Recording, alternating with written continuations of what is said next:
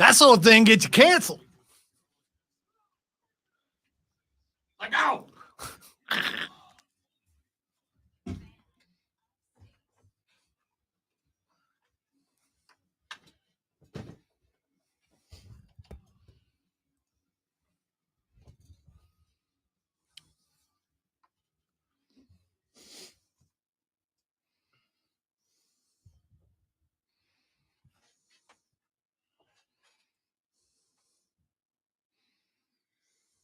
Oh, we back, baby. It's Monday. Time to get going. Welcome in, ladies and gentlemen. The Rob Brown Show is on the radio. This is the Fan Upstate. Howdy, y'all. How's everybody? How was your weekend? Restful, relaxing, busy, exhilarating? I hope, regardless of what it is, that it was spectacular. I am Rob Brown. On the other side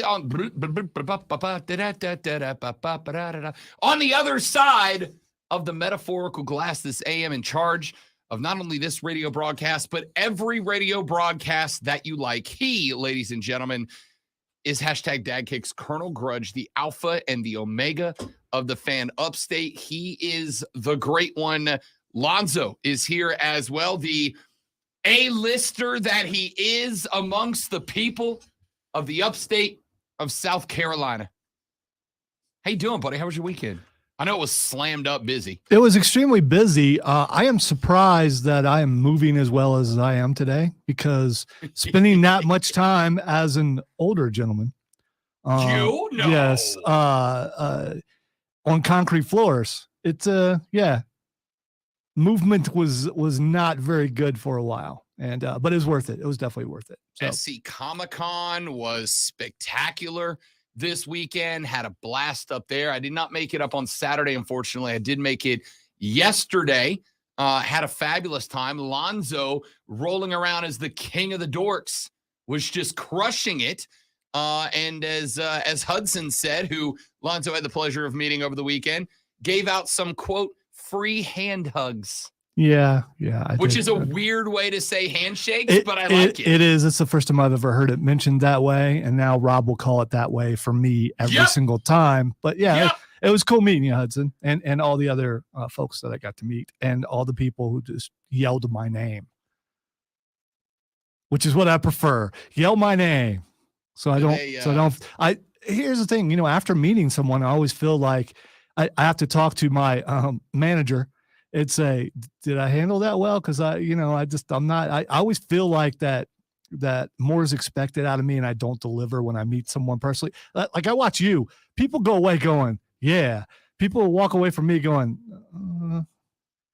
so I mean, I'm working on it. By the way, we have a new member of the Rob Brown Armada out there. At Poncho on Twitter just said, just started my new job at Bud last week, so I enjoyed some brewskis this weekend. Shout out your local beer delivery man.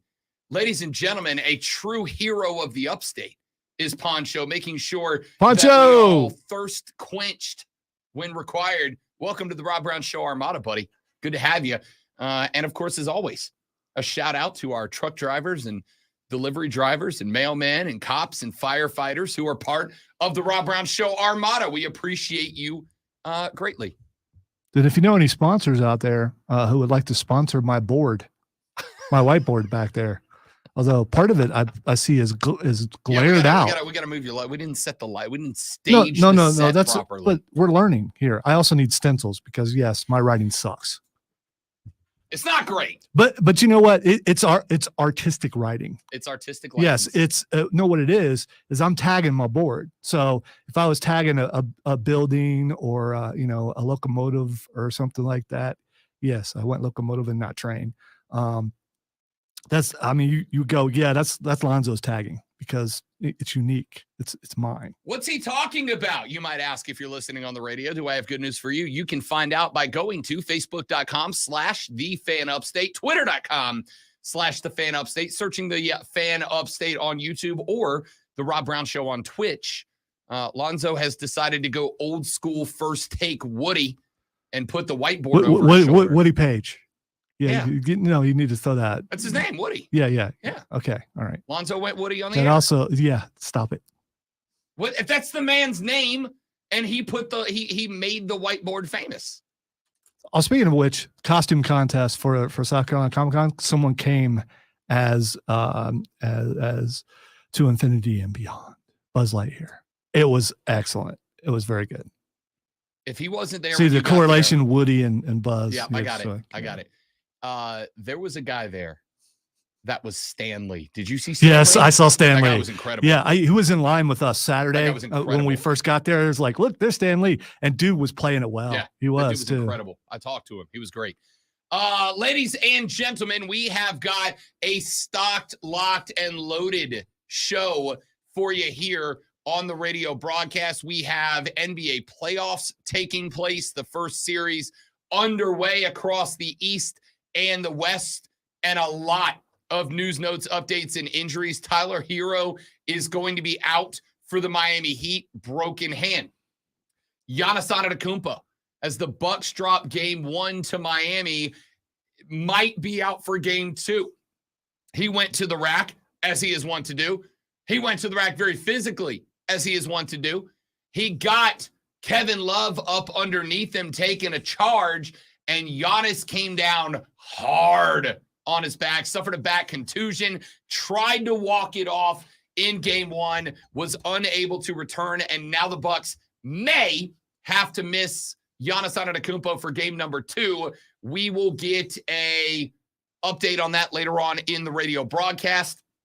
Paul George is out for the entirety of the first series for the LA Clippers, who were already the underdogs going up against the Phoenix Suns. We'll talk about that. Ja Morant left the game in the fourth quarter against the Lakers. Anthony Davis stepped up underneath Ja to take a charge. Ja came down hard on that right hand.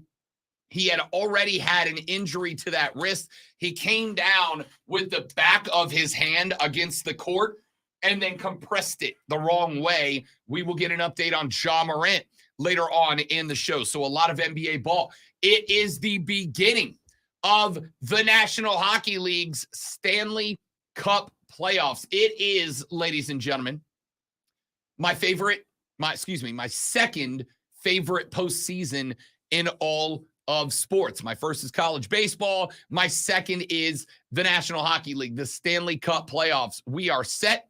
Your Carolina Hurricanes are set to take on the New York Islanders in round number 1 after they win the division.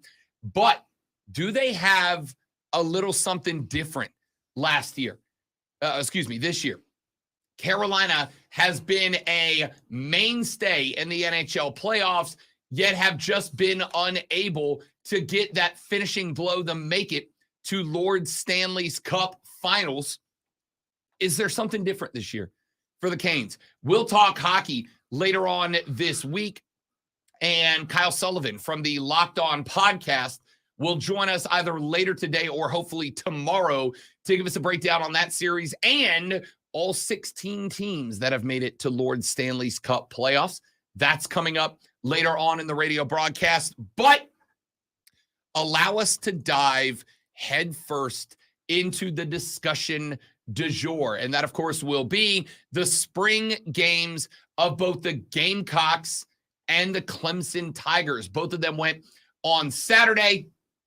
Let me make over and abundantly clear, I do not care who had more people in the building. I don't care. I don't. Both of them had around 51,000. Everybody play nice. All right. It was fine. The attendance was good for a pair of teams that both have lofty aspirations this year. I would rather just talk about football. Yeah. So I, this morning, over the weekend, I saw some things and I couldn't wait to get to work so I could, disparage anyone who would like to, make an entire show or article or something around the fact of, our team had more fans than yours at their spring game, but you took care of it. You and I are on the same wavelength on this. It's in the end, what it comes down to is which team won the last time they met each other. And that would be the South Carolina Gamecocks. So I'm glad that you had a lot of people at your spring game. I'm glad they had a lot of people at their spring game. But it's a spring game. It is a scrimmage. We talked about this Friday. It's a scrimmage. It's not. I mean, unless you're getting more people there for charity, which you should do, because that would be kind of cool if you're competing with each other for a charity. Then get as many people in there as you can. And you're excited about your team. You're excited about football. But it's not worth making that big of a deal over. I just want to talk ball, y'all. I just want to talk ball. On the Clemson side. One more thing real quick. I didn't see anything about the football being played. It's all over social media. All I saw was about the crowds. But there was actual scrimmage going on in both cities, right? I just want to talk ball. I just want to talk ball. I mean, if you guys want to hurl bombs at each other, have at it. I will gladly serve as the platform for you to insult each other, but I want to talk ball. It's kind of lazy, though. It is kind of lazy. So, over on the Clemson side of things, young players stepping up. Clemson was missing a handful of guys due to injury. They decided to go best on best, 1v1s. First team offense, first team defense, and then spread up everybody else between the two. And the result with the injuries, with guys like Will Shipley having to sit out, was that you had some young dudes not just step up, but show out in that game. Peter Woods being one of them. And we're going to talk about that later on in the show. Over on the South Carolina side, I thought there was a lot of good.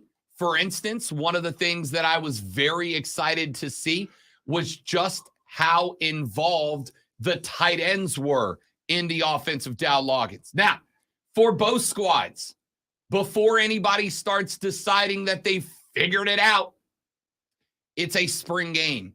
It is kept vanilla. It is kept simple. The game plans, the strategies are walked back. Wait. So you couldn't look at both these scrimmages and go, yeah, see, he got the better offensive coordinator. You couldn't do that? No. Oh, man, just took something else from somebody. I'm sorry, my bad. Game. It is vanilla. It is low key. You weren't going to see everything. The entire premise and point of a spring game is very simple. Go out there, have a little fun. We'll hear, in fact, I pulled a bunch of audio from both Shane and Dabo that we're going to get to here in just a little while. Go out there, enjoy the reward of 15 spring practices by getting to play a little football.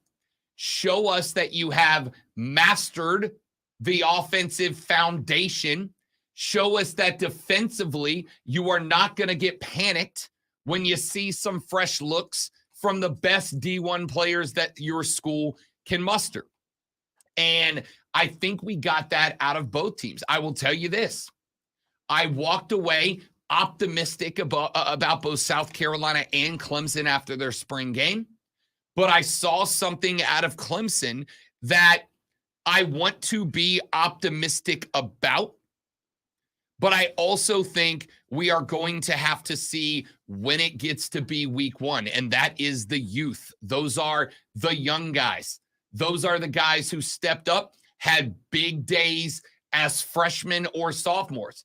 Dabo pointed out in this spring game, he had something like 15 mid-classmen starting, and he had something like 7 or 8 either true freshmen or redshirt freshmen starting.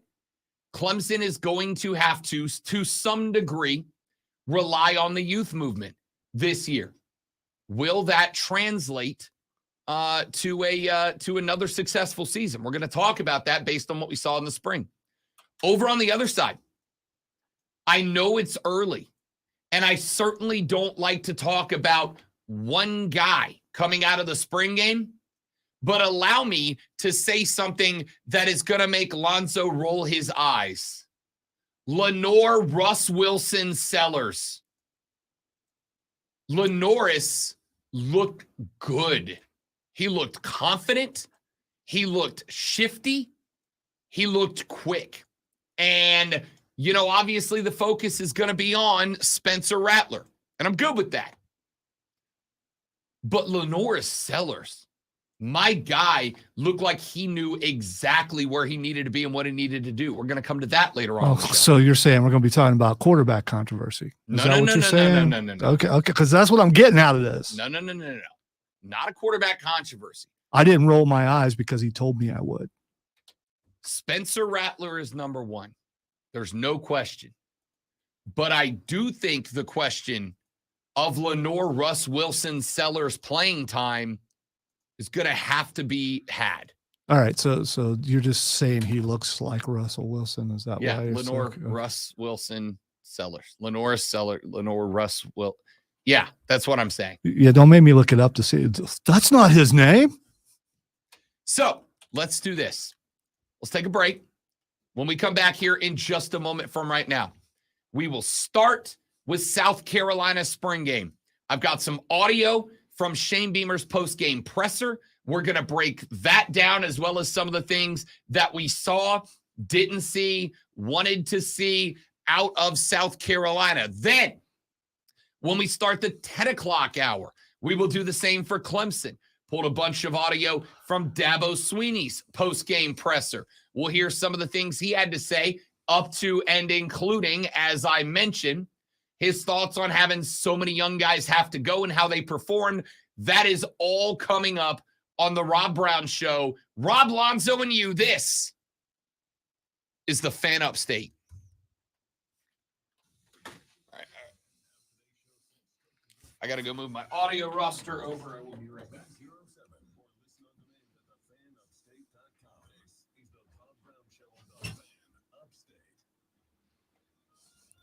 I'm going to walk around the corner and check the air. I'm not leaving. I'm just walking right over there.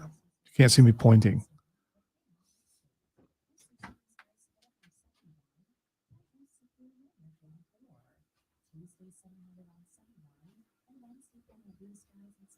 Mine, Rob, already fixed it.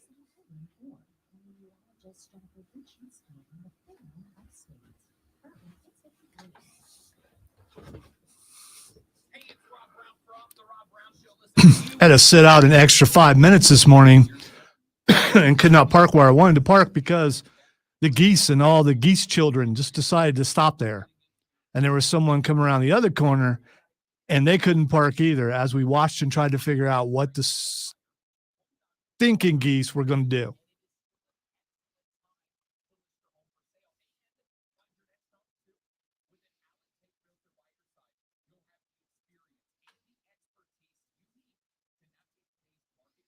And every time I see the geese, I think of Buddy Hackett from Scrooged asking the kid to get a goose.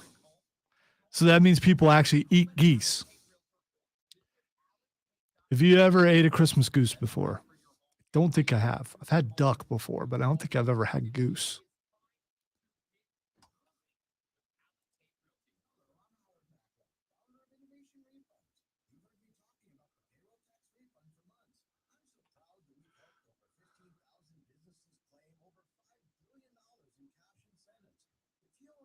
You ever ate goose before? I don't know, to tell you the truth. Because I probably have. I had to wait a good 5 minutes this morning as they tried to figure out what they wanted to do with their children. There was one unruly one. I labeled him as Lonzo, who decided to stay up on the curbs like, nah, I ain't going. And finally had to turn around and squawk at the thing, and they just come out running and went to the front of the pack, and then they moved.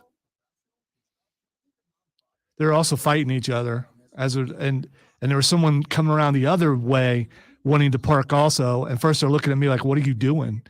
Because me and this person who works at the dental office, we often get in this standoff where I'm trying to turn left and she's trying to also turn left into parking spots. But then she saw why I was sitting there.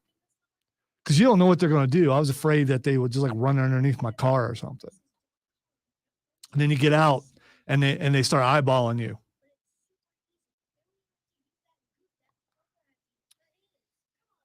Swamp Rabbits playoff starts in a couple of days. That is correct. They on the road or at home? 2 on the road, 3 at home, 2 on the road.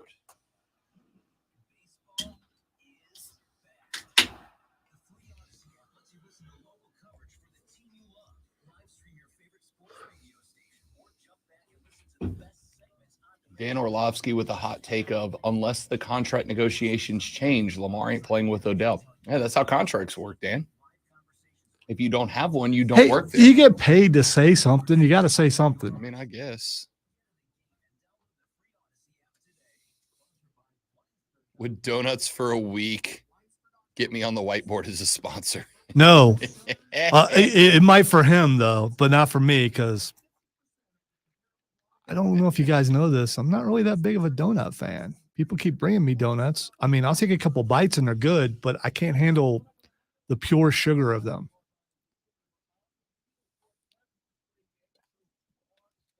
Rob ate healthy all weekend, up to and including.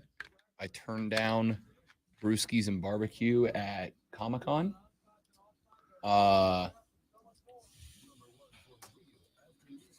ate a chicken breast for lunch yesterday, air fried with very little seasoning.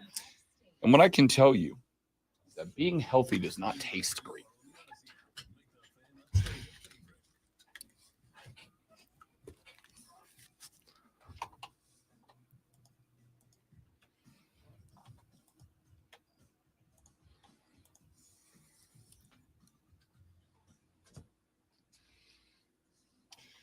The Rob Brown Show on your radio. It is the Fan Upstate.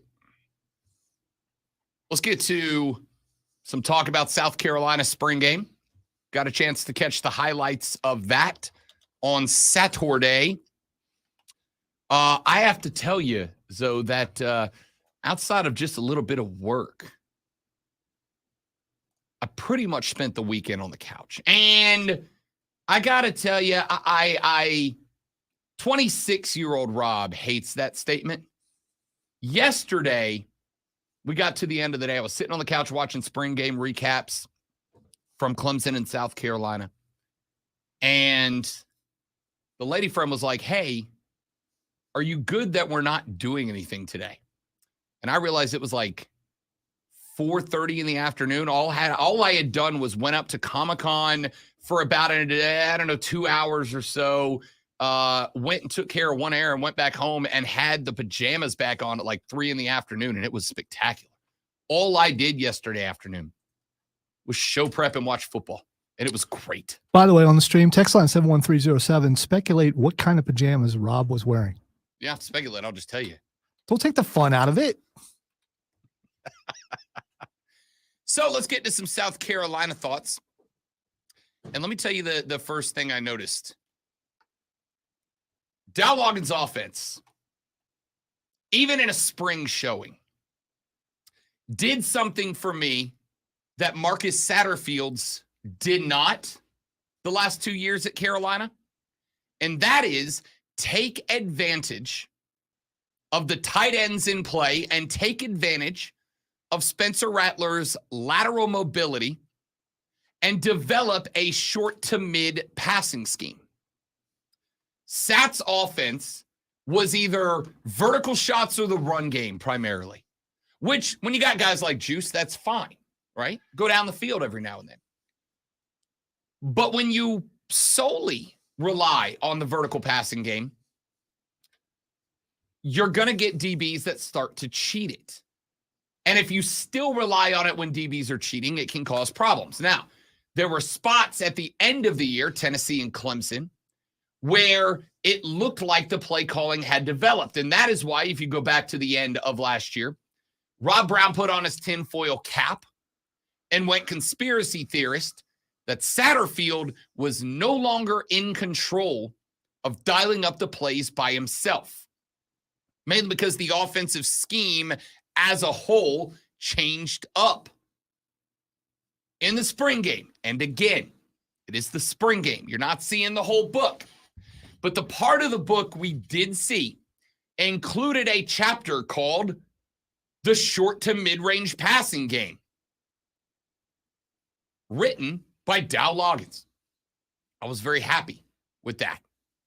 In fact, on the opening drive of the game, Spencer Rattler found a young man by the name of Trey Knox, a transfer in from Arkansas, for the touchdown.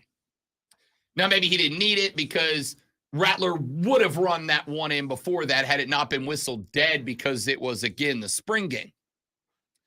But Trey Knox looks like a guy who will factor heavily into that. I have told you guys already that I think South Carolina about week 7 is going to look at Jaheim Bell at Florida State and go, we screwed up. But Trey Knox is going to ease that pain a little bit. That guy is big. He can absolutely catch the football. And most importantly, he showed off that he understands the mid-range pass game in terms of reading where backers are, covering the middle of the field, finding the open slot between them, and trusting Rattler or Lenore Sellers or Luke Doty or whoever will be the backup to deliver the football. Shane Beamer saw the same thing. Let me grab clip number 4D, if you don't mind here, Zoe, because friend of the show, Emily Adams, who covers the Gamecocks for the Greenville News and will hopefully join us on the program either tomorrow or Wednesday to break down the spring game, she noticed the same thing. And she asked Shane Beamer in the postgame presser, are we going to see more involvement out of the tight ends this year? And Shano had this to say about that group. I would love to tell you that, and Ben was there when the first caller of the radio show on Thursday night asked me if we were going to throw to the tight end this year. I'd love to say that it was part of the plan to get the ball to the tight end based on the question I got at Carolina Calls on Thursday night. But no, it wasn't. That was just kind of how it happened. But you'll continue to see a lot more of that. We got a really good tight end group. Like, we're better at the tight end position than we were last year. And that's not coach speak. We're much better. We're deeper.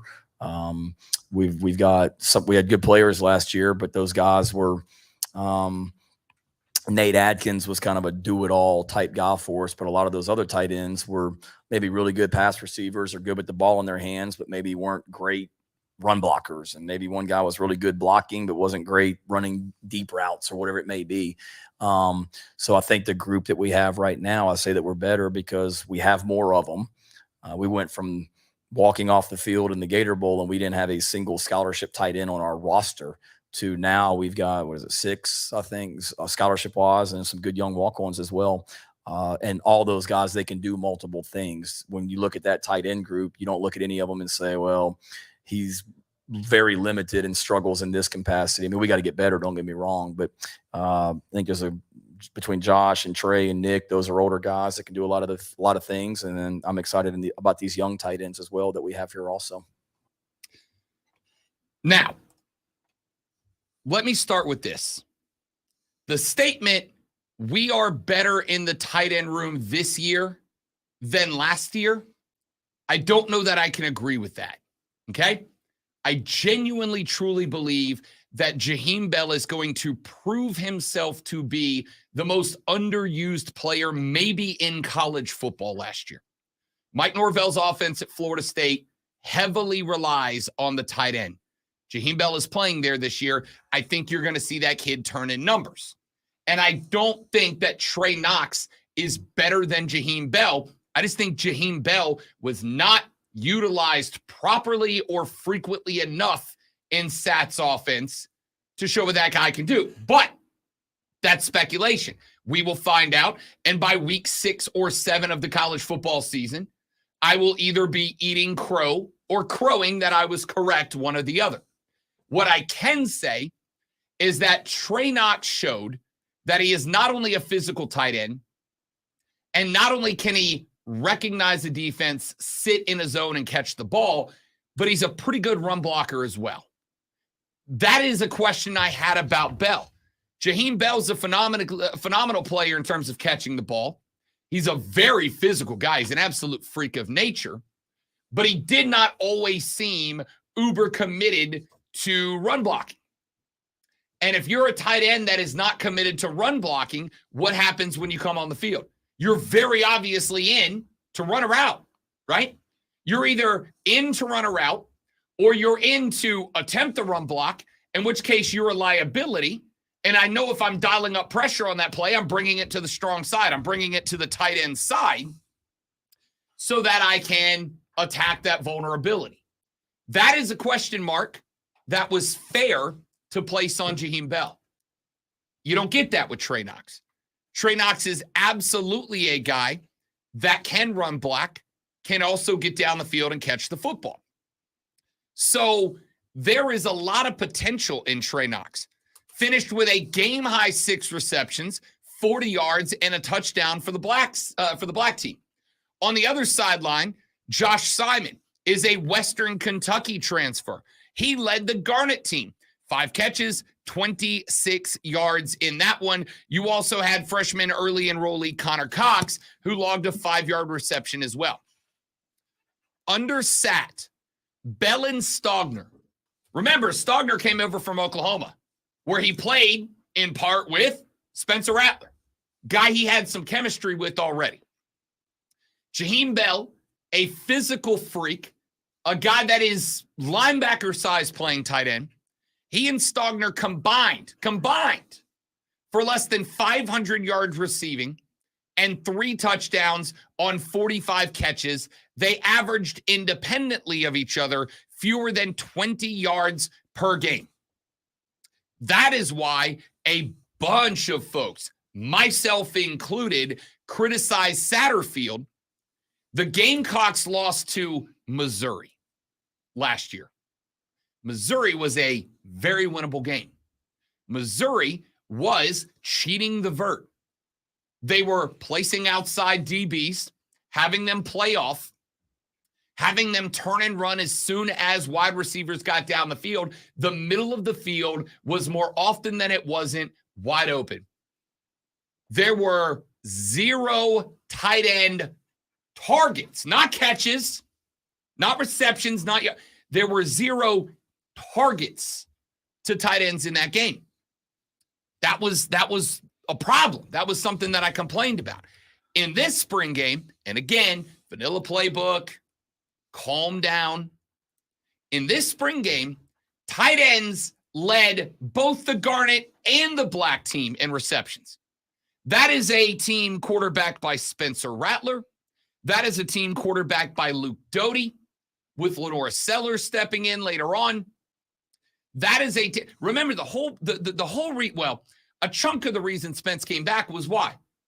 Because Wells was coming back. He was getting his number 1 back, right?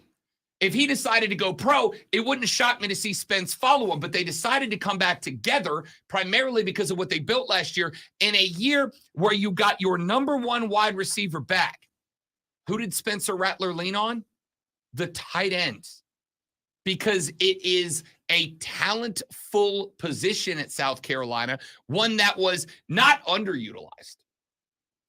Drastically and hilariously underutilized last year, and Dow Loggins, who, by the way, served as tight ends coach at Arkansas. So I kind of suspected we would see more tight end usage out of the offense. The only concern I have this year is, do you overcorrect the other way? Do you create an offense under Dow Loggins, a tight ends coach at Arkansas, that leans too heavily on the short game? Do you get away from the verts entirely in preference of just dinking and dunking down the field with running backs and tight ends? We're not there yet. I'm not freaking out about that yet.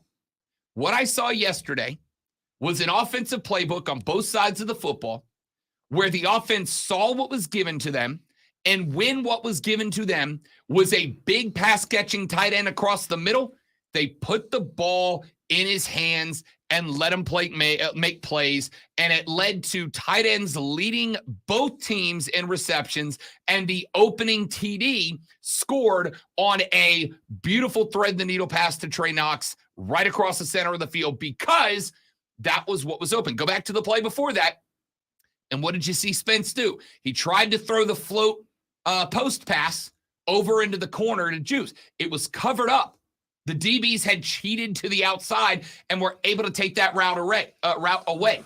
So what did they do on the very next play? They ran the same outs out of the wide receivers. They let the DBs and the linebackers cheat outward to protect the boundaries. They ran Knox across the middle, and they hit him for a TD. That's exactly what I wanted to see out of the Gamecock offense, and they gave it to me yesterday. I think you're putting a little too much emphasis on the offensive coordinator last year. I think a lot of it, or at least some of it, was Spencer Rattler, because he was unsettled. His feet weren't good. I think his confidence was shaken early on in the season. And then once he got all that back and started playing better and had better confidence, things went better for South Carolina. And but I hope you're right. And as you can tell from Shane's comment, and this happens on both shows, on Shane's show and on Clemson's show, for some reason people are fascinated with the fact that they don't throw to tight ends. And you finally get called on in the coach's show to ask a question, and that's the fallback. Why don't you guys throw to tight end a little bit more? That's always the fallback. It's not a bad thing. It's not I realize that throwing to a tight end is a good thing. Trust me, one of my favorite players is the best tight end in all of football in the NFL, and that would be Travis Kelce. Are the Chiefs without Kelce? Hell no. I don't want to. Hell no. I don't want to find out. Correct. Because the answer is hell no. I don't want to find out. I don't know, but I don't want to find out. The answer is hell no. The Chiefs are not the Chiefs without Travis Kelce. That's just a fact of life. Travis Kelce has made – listen, Patrick Mahomes is a wildly talented quarterback, but Kelce's made him, all right? And that's not a shot. That's a compliment to both. Here's the thing about what you said about Spencer Rattler. I'm not even going to say you're wrong. But what I am going to point to is, again, go back to the couple of losses last year that should not have been losses for South Carolina. And in both of them, well, two of them, you are going to see the tight ends with like a target or two. And it's I think it's fair for you as an analyst to say, oh, that's a fan fallback, right? Like that's a fan fallback. But when you're going up against Missouri, who has okay linebacker play and we're cheating the verts, and they have zero. I think it's one thing if they have 3 or 4 targets and a couple of catches for 15, 20 yards. I think it's fair to go, well, they were trying to work the tight end game and it just wasn't available. 0 targets, right? And the flip side of that is, if you're going to lean on, and again, I think it's fair to do so, Spence needed some time to find his confidence, find his rhythm, find his chemistry. That's all well and good. What is the thing that we have been saying in this NFL draft up until and even after the signing of Hayden Hurst to the Carolina Panthers? Ultimately, what is a tight end? A quarterback's best friend. A tight end is a quarterback's best friend. We have heard Hayden Hurst say it. We have heard Frank Reich say it. We have heard quarterbacks across college football and the NFL say for years, if you are not in a rhythm, in the zone, in your comfort zone, and connecting well, a tight end should be a quarterback's best friend. So if Spence truly was rattled or shaken or not able to find his confidence last year, that should have upped at least the targets. Forget the receptions. Let's say that Jaheim and Stogner were terrible pass catchers. They weren't. But for the conversation, they were.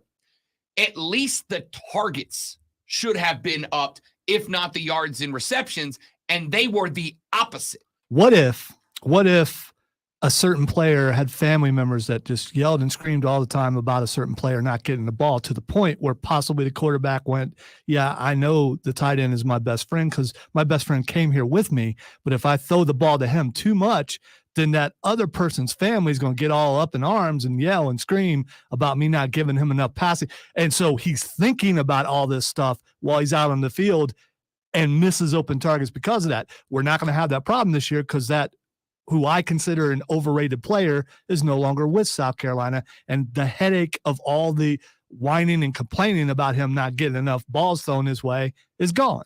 I think respectfully, you are reaching for a reason that a bad thing wasn't really bad. I am not reaching. I am not reaching at all. People who yell and scream about it, and we know about, like Steve Smith, we know about other people, you got to give me the ball, you got to give me the ball. And then their family, I mean, you've talked about families being too involved in players before, like the Ball brothers and all that kind of stuff. In this case, the family doing the same thing that a bunch of other people have done, to the point where you have to think about that when you're out there, whether it's your friend or not. And I don't know if they were friends, but you've got to think about that. If I don't throw the ball to him, we're going to hear all this noise. And if I do throw the ball to the guy who came here with me, who I have comfort with, then I didn't throw it to him. So his family's going to make a big deal about it. And if the family's noise is loud enough that it makes the news and people are talking about it, then it's too loud. Jaheim Bell, who is the guy you're talking about here. Jaheim Bell said that, but Jaheim Bell's family did not chirp until after Halloween. That is after the Gamecocks lost 23-10 to Missouri and he got 0 targets. And I would go one step further. So you absolutely believe that they weren't saying anything. It's just now people started listening. Number one, okay, then let me rephrase it. The chirps didn't become newsworthy until after the Missouri game. That's part one.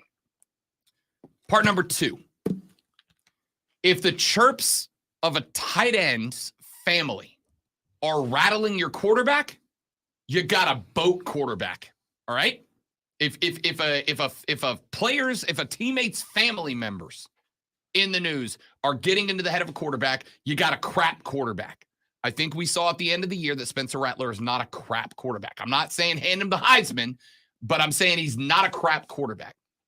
Number three, if that is the case and the head coach is not going, you know what, Jaheim, why don't you just stay in the locker room on Saturday? All right. Because this is hurting our team, then you got a crap head coach. I don't think either of us believes that friend of the show, Shane Beamer, is a crap head coach.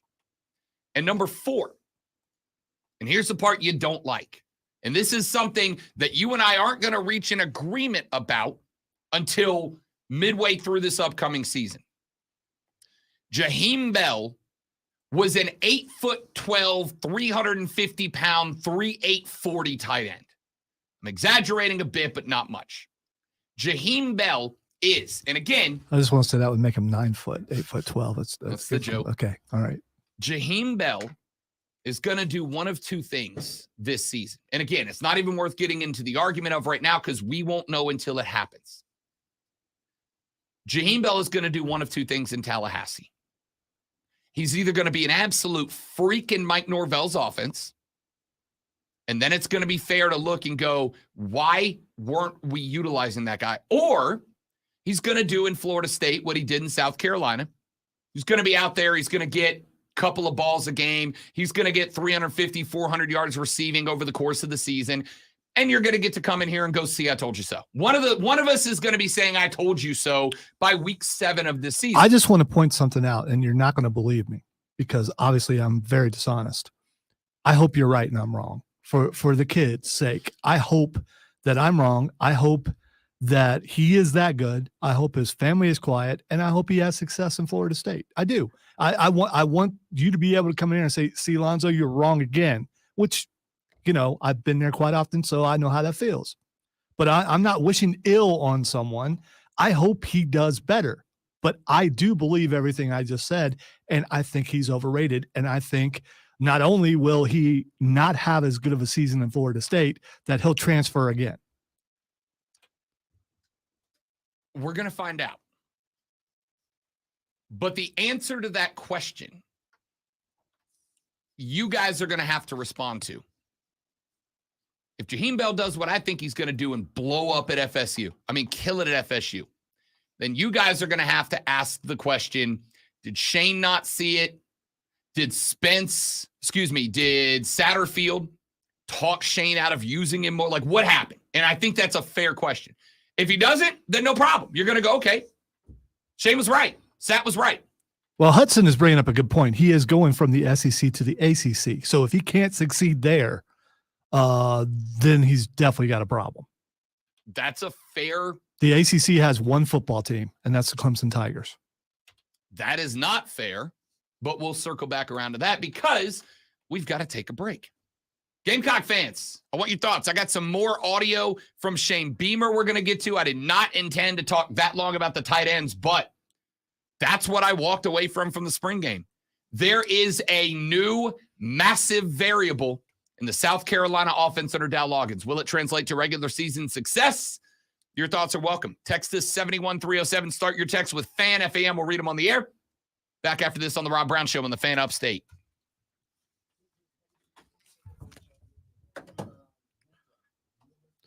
Let me address the stream really quick.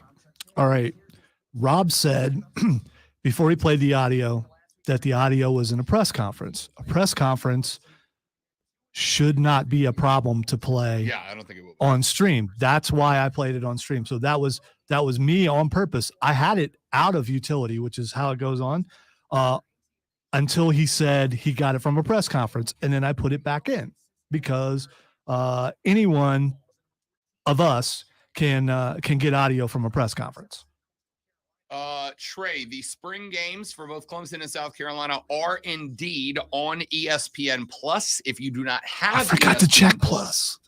The highlights are available on YouTube. Just search Clemson 23 spring game or Carolina 23 spring game, and there are multiple channels that have the highlights of both if you want to check those out.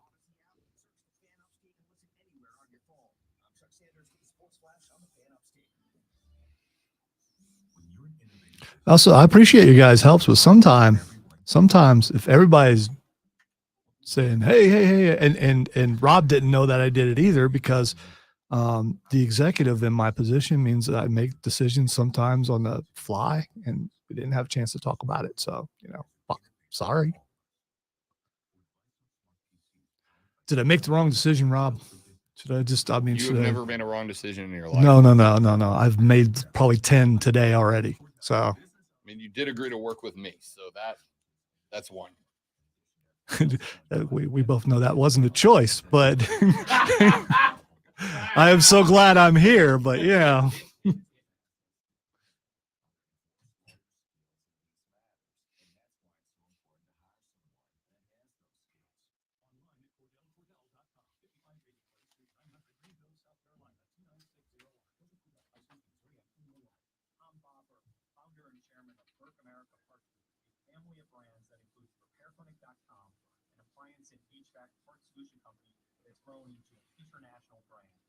Before AmericanEagle.com, we partially launched a new technology platform developed by another firm.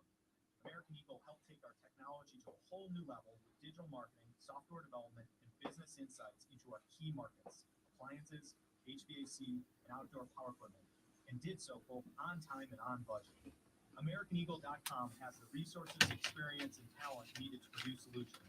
Our new technology platform developed by AmericanEagle.com has produced tremendous results with higher traffic, conversion, engagement, and online revenue. If you have any home repairs you need to take care of, check us out at repairclinic.com. If you need a world-class website or technology project, then I would highly recommend AmericanEagle.com. Call AmericanEagle.com at 773-NETWORK. That's AmericanEagle.com, 773-NETWORK. As a roofer, I'm always on the go, so I need to be able to get things done from anywhere. That's why I partner with Beacon. With the new Beacon Pro Plus app, I've got friends I depend on, like GAF, right at my fingertips. It's like having my Beacon rep in my pocket 24/7. I rely on Beacon because I never stop building, and neither do they. Now for June, purchase through Beacon Pro Plus and earn up to $1,500. Beacon, always building. There's your cat. Better not get a seatbelt for this one. I saw my passport expired, so I'm like, got a passport. No. Listen, I appreciate all your guys' help. I mean, especially when one of us, usually not me, forgets to unmute or we forget to push the thing. Yeah.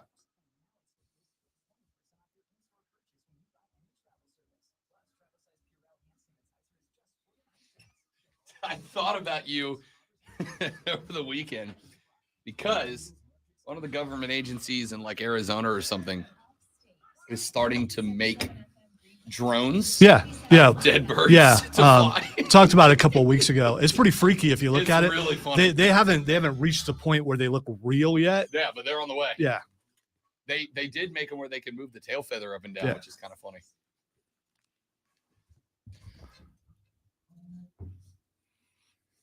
The Rob Brown Show wrapping up hour number one. Texter says, Fan, you're not talking about Austin Stogner, right? No, we were talking about Jaheim Bell, who is now in Tallahassee, Florida. Stogner, if Jaheim Bell was underutilized, So was Austin Stogner. That's why Austin Stogner left. That is why I assume Austin Stogner left.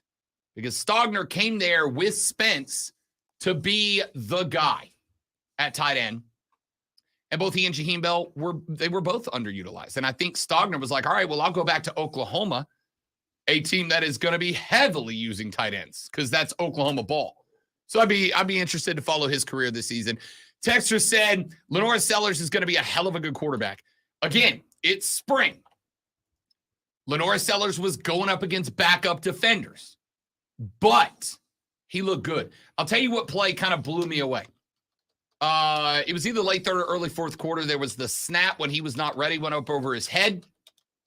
Sellers turned, ran it down, scooped it up with one hand off the bounce, which is, if you've never tried it, an uber difficult thing to do with a football. With a fully inflated football, to snag it off the bounce one-handed.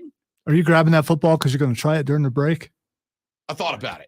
We might run a little scramble drill here during the break. I think you got to realize it's probably a bad move. I'm going to break something. Yes. He picked it up with two or three defenders in his face, rolled out offhand, and then threw a beauty of a ball down the sideline. Now, it was not completed in bounds. Receiver went up, just couldn't get the toe tap down, but completed on the run after picking up a bounce ball with multiple defenders in his face. A beautiful little float pass down the sideline. I was like, oh. Sellers also had 2 or 3 times where he looked like he was dead to rights in the pocket. And keep in mind, in a spring game where effectively it's tag football on the quarterback, right? You get a hand on him, he's down. They took a Spencer Rattler rushing touchdown off the board on the first drive because of that. There were a couple of spots where Lenore Sellers looked dead to rights and came out of the pocket like, how did he get away with that? The comparison that I have for Lenore Sellers right now is baby Russ Wilson. I'm talking NC State Russ Wilson. I'm talking young Russ Wilson.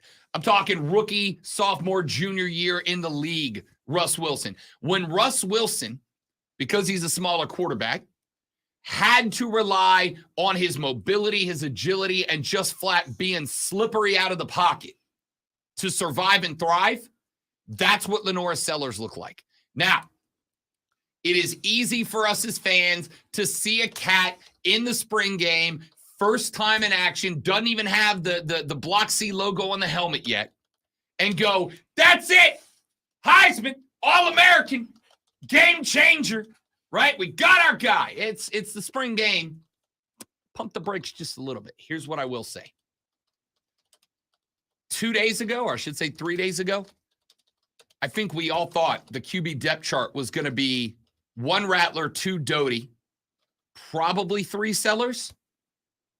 Because I think you want to redshirt Lenore Sellers if you can, right? Give him that extra year. I'm going to tell you right now, knock on wood, it doesn't. But should the worst happen and Spencer Rattler be lost at some point during the season, I'm going to Lenore Sellers if I'm in contention for anything, right? If I'm in contention for a 10-win season or better, I love Luke Doty. I respect the boat out of Luke Doty. But if I'm in contention for a 10-win season or better in Columbia, Lenore Sellers is getting the call to be the backup, even if I've got to burn a red shirt to do it. Back after this for hour number 2, Clemson spring game analysis. When we come back on the Rob Brown Show, this is the Fan Upstate.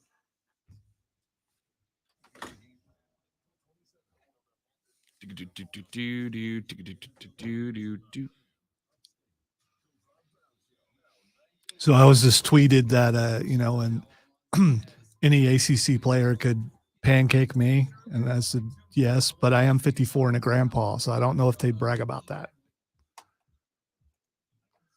Now, back in the day, I might have had a shot.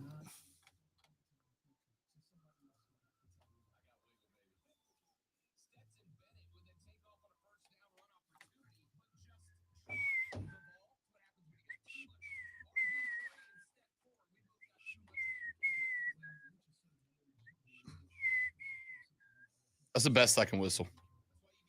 Thank goodness. I hate whistling.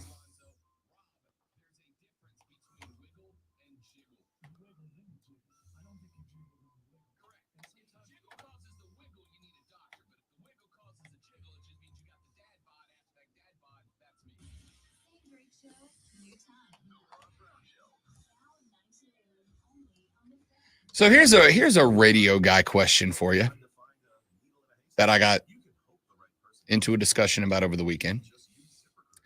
More and more car manufacturers are not including AM radio capabilities in their vehicle. Good idea, bad idea.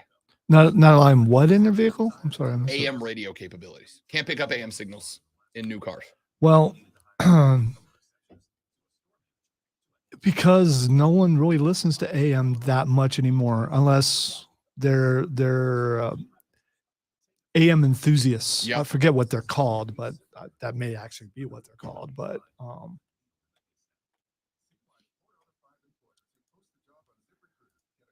AM will always exist in some way, so we'll have a way to communicate during an apocalypse. I mean, the inevitable apocalypse. Because when artificial intelligence takes over, they're going to discount AM, going, no one listens to that, so they're just going to take over the FM signal. I haven't listened to it, but I saw a bunch of tweets about an AI generated song from The Weeknd and from Drake. Saw that. And haven't listened to it yet.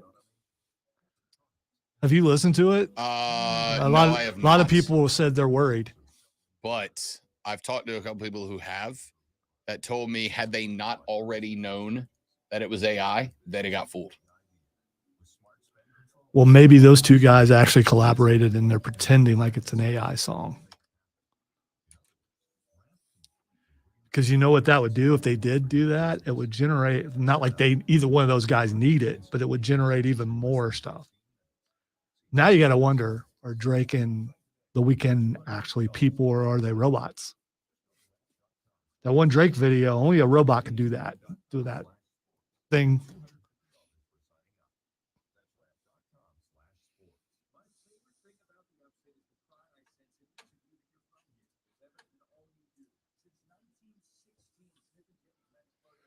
Got a clear sky outside right now. We'll see when chemtrails show up.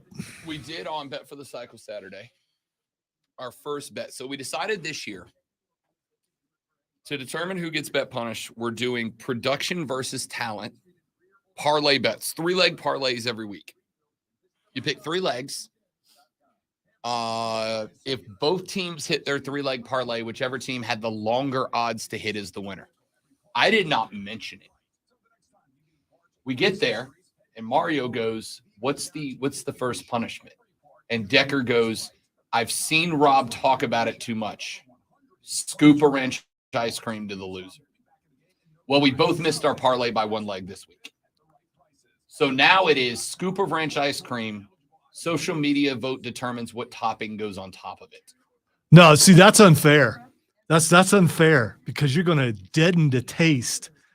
See, that was with my something concern. else. I would. But then my thought was, I don't know how you do worse than chocolate syrup and ranch ice cream. Yeah, the chocolate would take away from. See, I think it'd just be a combination. No. I think that's a way out of the true flavor. So should we instead go 2 scoops of ranch? You got to finish 2 full scoops of it. That would be possibly death, but I mean, Kevin can't use any food transportation items. You just got to go straight to the ice cream. I think to get the true effect of the ranch ice cream, it's got to be straight up. So someone there, unless you brought that up, someone thinks that the ranch ice cream alone is not enough. You have smelled the ice cream. You will taste it for days. So it just sounds like a way to try to deaden the pain that it will cause. By the way, checked out the Walmart freezer this weekend. They had a bunch more back. Yes. Well, ain't too many people dumb enough to buy it like me. So, I mean, but I only bought it because I knew it would be bad. A QC in the first break. But, it's a different show. I definitely would protest if you wanted to put something on it.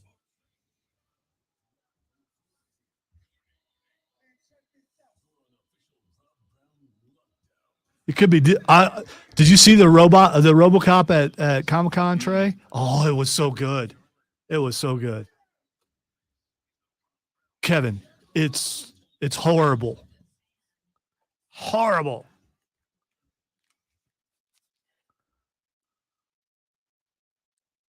Our numero dos of the Rob Brown Show starts now. It is the Fan Upstate. Welcome back, ladies and gentlemen. Rob and the great one Lonzo with you on a beautiful upstate Monday morning. For those of you listening on the Odyssey app outside of the market, internationally, by the way, we've gotten emails from listeners in Germany. We have gotten emails from listeners in London. We have gotten one email from a listener as far away as Japan at one point. We welcome you to the broadcast. Don't forget that if you would like to listen to every minute of the Rob Brown Show and all of the stellar broadcasting across the entire Fan Upstate lineup, you can do it by putting the Odyssey app, AUDACY, on your digital devices, or by telling your smart speaker, Alexa, Siri, Google, computer, whoever you talk to, play 97 The Fan Upstate, and she will play it for you, ladies and gentlemen. All right. Bet for the Cycle started on Saturday. That is the best damn baseball talk show in all the land. You know, it's weird. We talked about it on the stream, and now there it is on my Twitter feed. Wasn't there before. Just say it. Go ahead. I'm not in charge. Glad the algorithm works, though. Bet for the Cycle is the best baseball talk show in America. It is hosted by former Major League Baseball player Cody Decker, by yours truly, The Rob Brown Show, and produced by Hayden Asmario. On Saturday, we decided that this year we would be doing our Parlay v Parlay contest. Cody Decker and I build a 3-leg parlay. We pick one game that starts at the beginning of the show so that we can track the parlay while we're on the air. Our Parlay v Parlay contest places me and Cody Decker picking a 3-leg parlay from one game against Hayden Asmario in the production team picking their 3-leg parlay. This week, we went with Yankees v... Oh, God, who are they playing? The Orioles? Doesn't matter. No, Yankees v Twins. That's who it was. So we went Yankees, Twins. Cody and I missed our parlay by a half a strikeout. All right? I picked a 5.5 over strikeout for the Twins. They did not get it. When we were listing the bet punishments on the air, I said nothing. Cody Decker said to start the radio broadcast. Cody Decker said, I have heard Rob talking about it. I have seen Rob tweeting about it. The loser of parlay numero uno must eat a spoonful of Hidden Valley Ranch flavored ice cream. Now, here's the question. It's a question I gave to Lonzo during the break. I will give it to you now. Neither the production nor the talent hit their parlay, which means that the bet punishment must increase for week number 2, and it will continue to increase until one of us wins the parlay contest. By the way, because one of you just asked, if both teams hit their parlay, the parlay with the longer odds will be declared the winner. So my question to you as fans, and you can text your answer to 71307, 71307. Start your text with FAN, F-A-N. We'll read them on the air. How do we increase the badness of the ranch ice cream bet punishment? Option number 1 is that we add a topping to the ranch ice cream. And we left it up to social media what that topping would be. Chocolate syrup, caramel, peanut butter, sprinkles, your choice. What was that C word? Caramel? Caramel? How do you say it? You say caramel? I think you just got some turrets. It's caramel. Welcome to, yeah, that's How not, do you say it? you said caramel? Caramel. You did. I think you got. I think you just received your turrets. Welcome to South Carolina. Caramel. How do you say it? Caramel, or Caramel. or if I was, in growing up with you, it would be caramel. Because that's I literally just didn't say it. The 1%ers call it caramel. Caramel. It still sounds Southern when you say it. That's how I say it. I don't know what you want me to say. It's caramel on ice cream. No. You're saying it right sometimes. Twix is chocolate, cookie, and caramel. You said Twix. Anyway. You might as well fully embrace it. I mean, So we left it up to social media to add a topping to the ranch ice cream. Chocolate fudge, caramel syrup, peanut butter, sprinkles. We did have one texter to the show who said the only way he could think to improve a scoop of ranch ice cream, Lonzo, would that we had to add the topping of ranch dressing to it. I want to fist fight that guy. Oh no, right? no. Because I'm the only person in this room, I'm not the only person that who actually tried it. I don't think it needs any topping. I really don't. And I'm not doing that thing where I'm trying to color something in a way to make it sound worse than it is. It's that bad. It really is that bad. It's I wouldn't say it's indescribable because I just did. It's bad. It's very bad. So the second option to make the bet punishment worse for either Cody Decker and I, or Hayden S. Mario and the entire production crew, is we add a second scoop of ranch ice cream to it. That would be worse. Would it be worse? It would be worse. We took a spoonful. Right. Yeah, and it just, no, it was a small scoop. So we all took the first bite and went, that's not that bad. And took the second bite, and it was like, oh no. Oh no. Yeah. So that first bite's bite's not going to get you. The second bite will. We went one scoop, and the rule is the scoop has to be made on the air and justified, right? You have to show the scoop to the opponents so that they can say, we accept that as your scoop. So do you have to use a legitimate scooper, an ice cream scooper? It's an ice cream scooper. Okay. And it has to be a scoop, right? So what would be worse?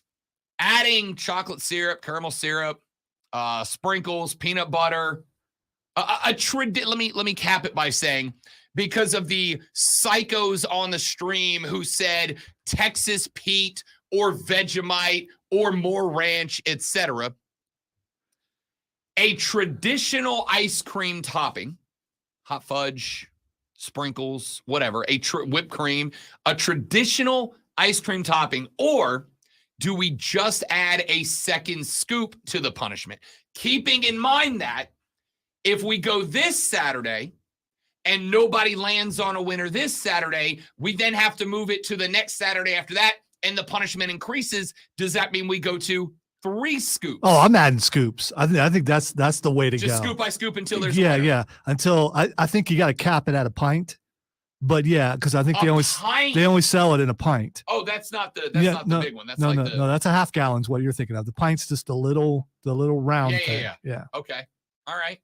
That seems horrifying. For me, for sure, because I'm the only one who really knows the horror.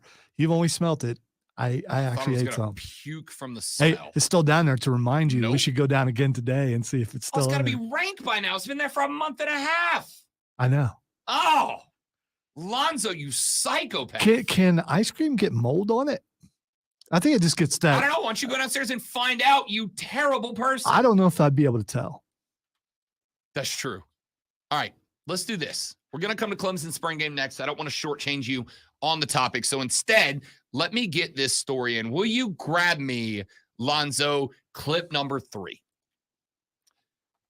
I have been using so far this baseball season the Oakland Athletics as my motto for the phrase, it could always be worse. The Oakland Athletics have a roster of players that are combined being paid less money than like 3 or 4 individual players on other teams. They have an entire roster of players being paid less than just the outfield of 2 or 3 different major league teams. I have told you that on opening day at the Coliseum, the Oakland Athletics had fewer fans than 11 minor league teams did on their opening day. By the way, the Greenville Drive drew just over 6,000 people to their home opener last Tuesday.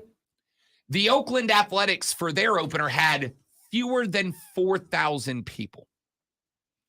So I think it's fair to say that the Oakland Athletics are a trash heap of a franchise right now.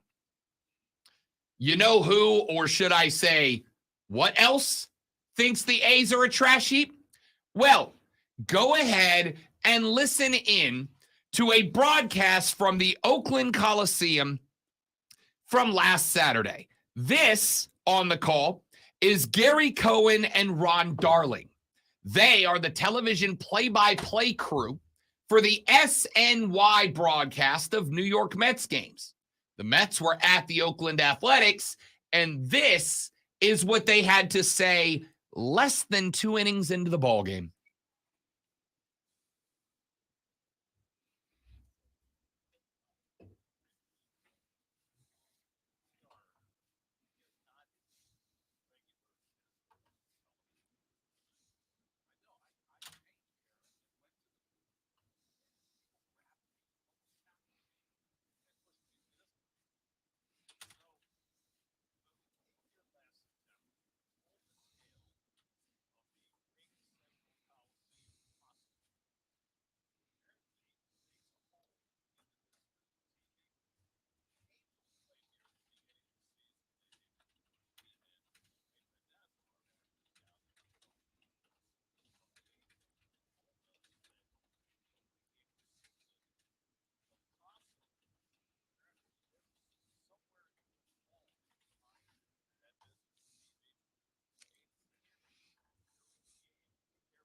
It gets better.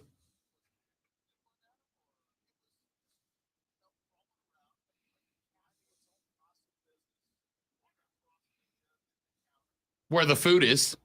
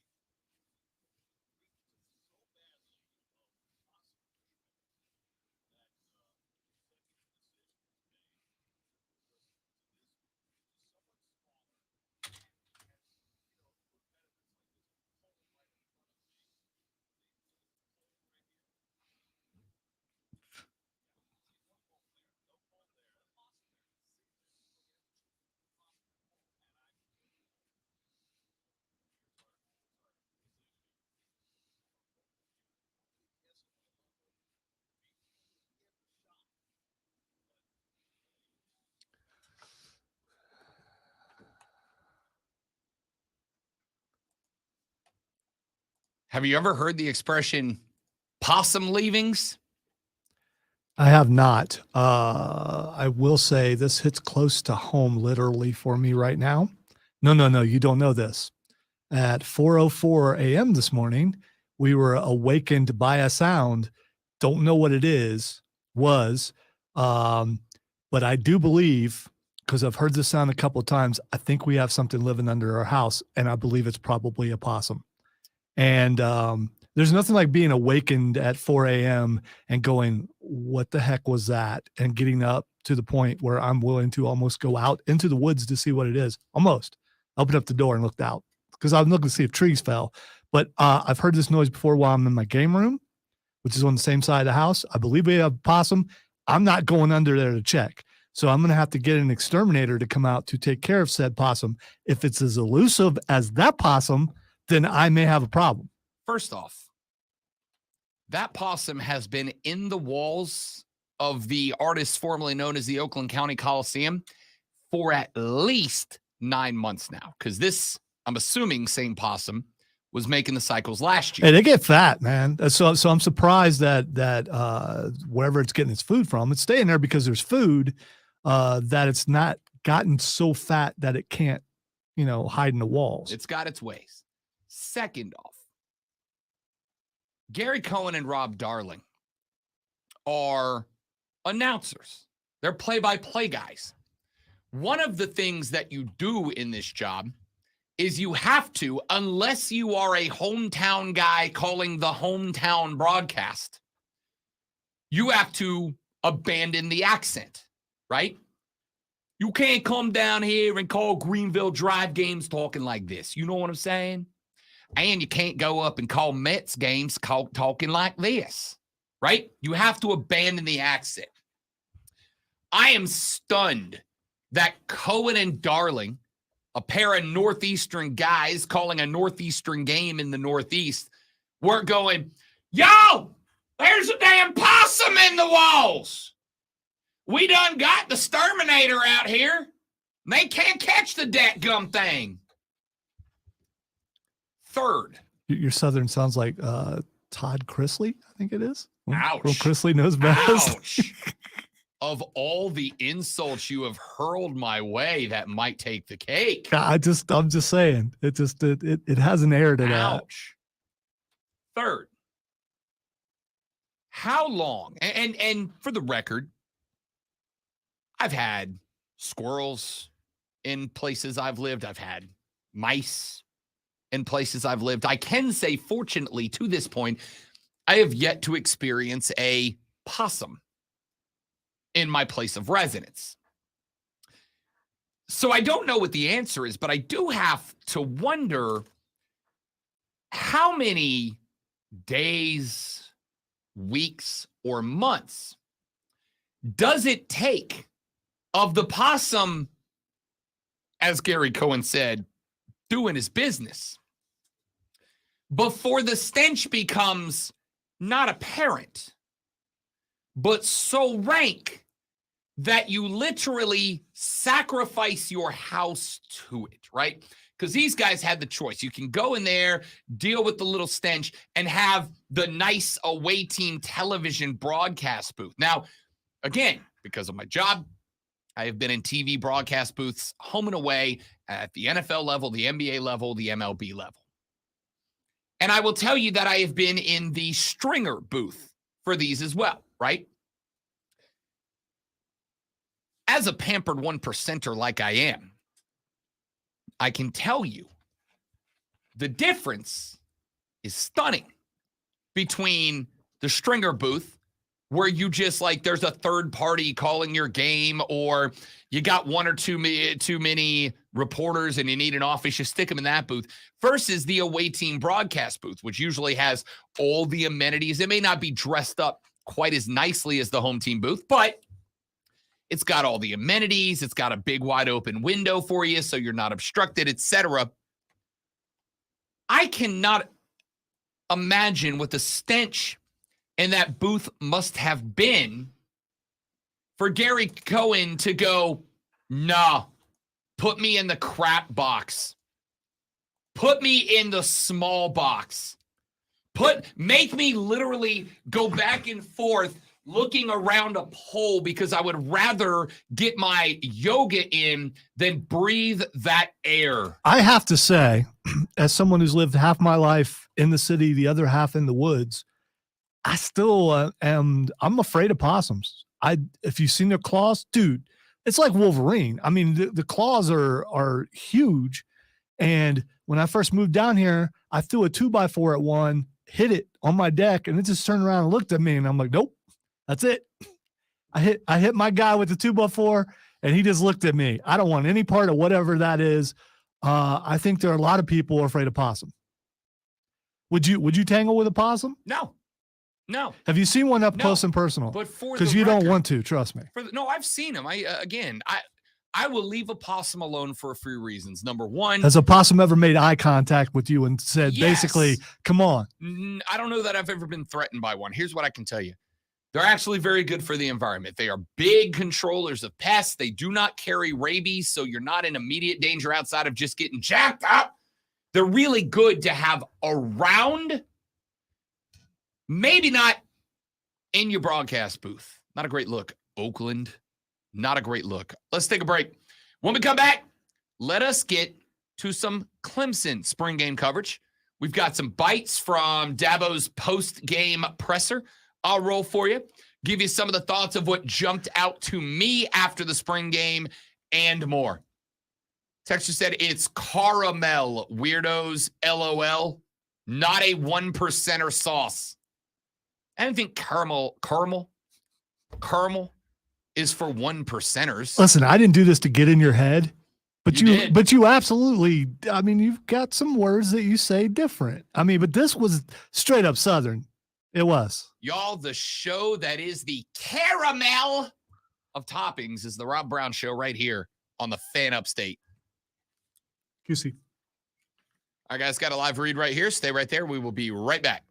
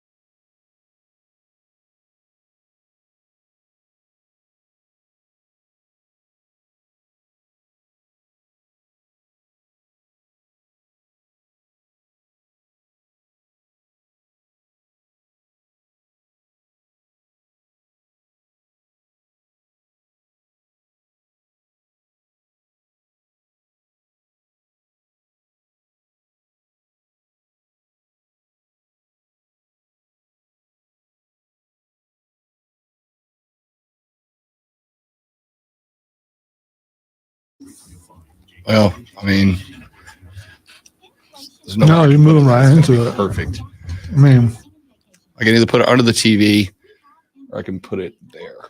under the TV might be the best spot.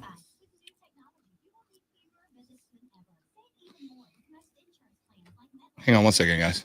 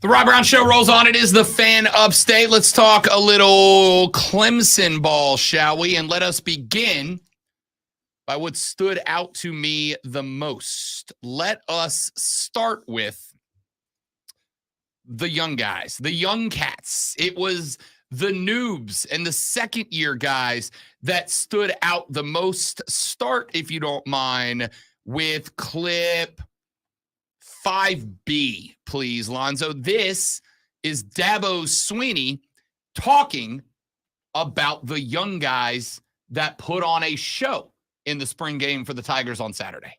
I mean, those guys, it's a really good class. Although, again, TJ Parker, Burley, you saw Steph Island, and Peter, those guys, all four have been really good additions. And they've also really benefited. I mean, there's no Rook, there's no Peyton Page. Kate Part had to miss some. Trey Williams is out. And, every one of those guys I just mentioned is going to play on Sunday one day. Every one of them. And so they've been out. And so it's really allowed those guys to kind of speed their process up. That's been a real plus for them. And they took full advantage of it. And that's what you want to see guys do. Jamal and D. Jamal made a play today, and D's had a great spring. And then there's young DBs. Shelton Lewis has shown up, been consistent all spring long. Khalil, same thing. What you saw today is kind of who he's been all spring. And then not just those guys, but the guys that were here last year. A guy like Kylan Griffin, who we were able to redshirt. T.J. Dudley. I mean, we've just got a Colin Sadler, a guy that was able to redshirt. Those guys are making a jump. But those mid-years have been exceptional. Noble, it's been moving really fast for him, but he's gotten better and better and better. And this was huge for him to get out here in this environment and just realize, okay, it's still just football, and just a couple mistakes, but he made some strides. And Harris Sewell, what he's been all spring camp has been awesome. I mean, just keep going. I mean, all of those guys, I'm not disappointed with anybody. Josh Sapp, a guy we were able to redshirt, who's really going to help our team.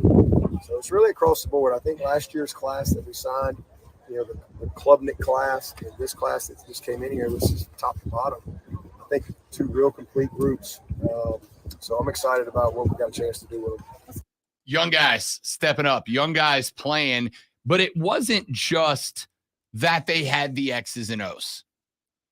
I saw absolute panic. In fact, I saw a Twitter post directed from a Clemson fan to the Fan Upstate page on Saturday evening that said something to the tune, and I'll see if I can go back and find it, but it said something to the tune of, I am a Clemson fan, and we're on the downslide, and I recognize that. We're on the downslide. There's a problem, and there's a lot to it, right? For instance, one of the things that we will get to probably when we get a little bit closer to the next cycle of recruiting discussion is that South Carolina, with the signing of Josiah last week, has jumped Clemson in the 24/7 composite 2024 recruiting rankings. Now, just so we're clear, they have not only jumped Clemson, as of today, they've jumped Alabama as well. Now, we're a long way from February of 2024, right? There is a lot that could change between here and there. But as it stands right now, for the 2024 cycle, South Carolina has, according to 24/7, jumped up over South Carolina and Alabama. Right now, Georgia has the best class in the country, followed by Ohio State, Michigan, LSU, Notre Dame, Florida, Florida State, Penn State, Tennessee, Oregon, number 11, South Carolina. Now, how do I know these ratings are going to change? Because behind South Carolina at number 12 is Wake Forest. Number 13, North Carolina. Number 14, Alabama. You're not convincing me that when next February rolls around, Nick Saban's getting out-recruited by Wake Forest. But further you are ahead in the race when it starts, the better chance you have of finishing ahead when it ends. They got Alabama 14, Pitt 15, Texas Tech 15, and Clemson at 17. There's a tie between Pitt and Texas Tech in the composite score. So either way, Clemson 17, ahead of Iowa, Minnesota, and Wisconsin, rounding out the top 20. Again, you're not convincing me that Dabo and Nick are getting out recruited by North Carolina and Wake Forest. But where you are right now is a head start as we move to 10 months from now when the next National Signing Day rolls around. So to me, the question mark, and I think a fair one, is what is the mentality of this football team? What is the mentality of this Clemson Tiger football team, right? You missed the playoffs last year, a year where a lot of those who talk into microphones for a living, myself included, predicted Clemson as a playoff team, right? The ACC was, regardless of how you feel about them, down last year. I'm not going to argue that they weren't. So in a year where the conference was down, Clemson fell short of a playoff. And why did they fall short of a playoff when they had it in hand going into the final week of the regular season? 31-30. Now, I'm not going to do what some people have done and go, what a demoralizing loss. What a program-breaking loss. It wasn't. You lost to a South Carolina team that had some talent, was on the upswing. The question mark is, can you come back? You lost to your rival. I don't know that it's demoralizing, but what it does do is give some of us peace for a year, which is great. Clemson, I think people think I'm being sarcastic when I say Clemson is the ACC, because I think they are. And you said a down year. How can I tell it was a down year? By watching the ACC. It was a down year for the conference. It just looked like the ACC to me. No, listen, I get it's. I know you think that I'm doing that thing where I'm cracking, but when is the ACC going to be relevant other than Clemson? So it's always going to look down to me till there's that team that rises up and competes with the top of the heap there. And then suddenly other teams go, oh, they're doing it, I'm going to do it too. And then it's a good conference. But it hasn't been for, and I do remember when it was a pretty good conference. Back in the day when Florida State was dominant, back in the day when Miami was dominant. There have been times, but even when they were dominant, there were other teams that were there with them. Clemson doesn't have that right now. Again, I didn't argue they did. I'm going to argue they will this year, because I absolutely do think that there is a threat. I am not guaranteeing anything, but I think there is a threat from Florida State this year. I think there's a threat from Miami this year. I hope you're right, because I want Clemson to lose every single game, but I'm also realistic enough to know that that's not going to be the case. they have been in an elite program, whether that fan is right and they're on the downslide or not. Maybe it's just because they lost to South Carolina and that really hurts them. And as a fan, and I get that, or maybe they're where they've been all along. How many games have they lost in the last couple of years? What, like 2 or 3? Less than a handful. All combined? That's still a really good program. I agree with you. Clemson is the standard bearer, right? They are the flag carrying machine for the ACC. I think this year is going to be very interesting. And I think this year is going to be a year that determines, okay, is Clemson going to remain the banner carrier for another 3, 4, 5, 6, 8 years? Or has Dabo let the program get stale and will there be a changing of the guard? I don't know. But what I do know is this. We're going to talk X's and O's and players, specifically young ones who jumped up, coming up here in just a minute. But let me grab you clip number, where is it? Let me grab you clip number 5D, if you don't mind. Dabo talked about the level of aggression he wanted to see out of this team. He talked about the mentality of the team. He talked about the fact that this team knows to some degree they're going to have to lean on underclassmen. By the way, he said these last 2 classes are 2 of the better back-to-back classes he's put together since he got here, since he got hired as the head coach. And then he talked about the mentality of this team. And this is what I was curious about. After that L to South Carolina that bumped Clemson from the playoffs last year, would they be able to take the mentality that hit them at the end of last year, get rid of it, reverse it, and come into this year looking like they were thirsty? And here's what Dabo had to say. Well, I mean, that's just college football. I mean, you have turnover every year, and that's why, it's so important that you recruit well and not just, you're not just getting talented players, but you're getting the right players and guys that fit your culture, guys that are going to be guys that love football. I mean, I think that's the one thing. These guys love football. The one thing about this class that we just signed, it's probably the closest signing class that maybe we've brought in. And when I say close, I'm talking about these guys were truly a group chat, all that stuff all year. I mean, just unbelievably close group. And I've seen that just carry into, everything they've done this spring. They're about their business. These guys came here to win a national championship. I mean, that's just, and I love that about them. They have high goals. They believe in themselves. They're really talented. They all have good self-awareness and know that they have a lot of work to do. They're eager to be coached. They're incredibly coachable, and that they really do listen. I mean, they've responded in all the areas of the program. So when you have a group that's talented like that, that's really just full of energy and bought in, because there's strength in numbers, a lot of them. I mean, it's not like 3 guys showed up here. It's 15 guys. And these are high-level dudes, but they're high-level people. And, man, you can't help but grab some enthusiasm from that, and it's very contagious. So it's been fun. He said, look, the young guys came in here, and they have a really hungry mentality, but it's not the mentality of, and for the record, I don't expect anything different out of a group of Dabo recruits.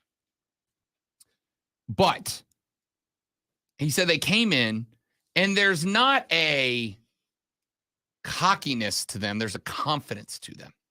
And that, more importantly, and this can happen, right? You get a highly touted group of young guys coming in, and they've been heavily recruited. What is recruiting? It's butt kissing to get you to come to my school. So a lot of recruits are going to walk on campus with a little bit of an attitude. And why wouldn't they, right? Your school spends tens of thousands of dollars convincing them that you're the man now, dog, as Sean Connery once said. So when they show up on campus, they feel like they're the man. And that can create some division between they and the older guys. But Dabo said that's not the case, right? They came in confident. They came in hungry, and that the old guys are responding to that in a positive way. They are responding to that in a way that is helping. One of the guys that stood out this weekend is Dominic Thomas. They call him, Lonzo, Quadzilla, because he's how big your quads, to make you Quadzilla? it's got to have some pretty big quads He to get that. goes 5'8", 215. Now, 215 doesn't sound like a whole lot, but 215 at 5'8" and all muscle is built. It's from Ohatchee, Alabama. Will Shipley was out this weekend, right? A lot of guys out for Clemson. Dabo said the majority of them were just lingering stuff, right? There were some guys who are putting the finishing touches on rehab from the end of the regular season last year. He said if we moved the spring game back, 2-3 weeks, we probably would have had everybody back. But, you don't want to risk it for a spring game. So Shipley's out. In steps Dominique. And what did he do? How about Dominique Thomas going 63 and a touch on 14 carries against the number ones, right? And that's not full game service. That's most first half, and that's it. So looks like he could have gone, $130 and 2 touches had he played a full game. It's exactly what I'm looking for. It is the type of guys that attack this spring game like it is the regular season. Spring games can be fun, right? First time you get to go out there, you're playing against your boys. Shane said that they had a hat made for the winning team, the Garnet Black team, and only the winning team was getting that cap. That's bragging rights over your boys, right? But I want you to come out there and show me you have a mastery of the offense and you're taking it like a real game. And he did exactly that. Quadzilla, about whom CJ Spiller said, quote, I've never seen bigger quadriceps. He was an NFL player, by the way. Stepped up in a spot where there was an old guy who was unable to go, and Will Shipley, who will be back. They held him out as a precaution and dominated. But it was the young guys who did it too. Peter Woods specifically. Peter Woods wreaked havoc in that game. Absolutely destroyed it. To the point that Dabo singled him out by name and referred to him as Halley's Comet. Why? Because he's, quote, very rare, end quote. Khalil Barnes did the same thing. Intercepted a pass on the left sideline, brought it 22 back for a touch. That was big. Young guys are filling gaps, and usually that's going to make a coach nervous. These guys filled the gaps and played nearly mistake-free football in the spring game. Clean game. Don't play sloppy. Not a lot of penalties, especially when they're being looked at. Clemson's going to be able to rely on the young guys this year, and I love it. As we continue the show, I got a little bit more sound from both Shane and Dabo we'll get to, but we got some other stuff that we've got to get into. What do you say we talk more CJ Bryce, but we keep it on the field? Let's talk tail of the tape between the potential two CJ first picks. Bryce. CJ / Bryce. Yeah, CJ / Bryce. Okay. Yeah, CJ Stroud and Bryce Young. One of those guys is going to be a Panther. I know who it's going to be. Well, let's look tail of the tape, see how you feel about it. And another hilarious yet dumb baseball story. All of that coming up on the Rob Brown Show and the Fan Upstate. Are you taking a break? I'm All right. going to. Be right back, guys. Don't go anywhere.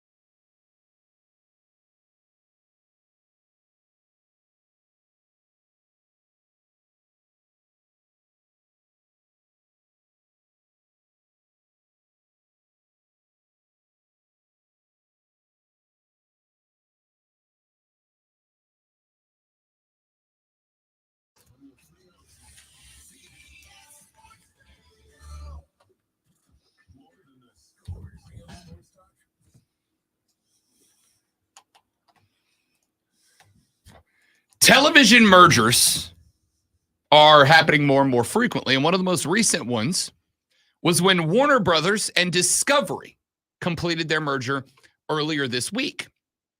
One of the stations that impacted was TNT. TNT, of course, is the primary home of playoff basketball.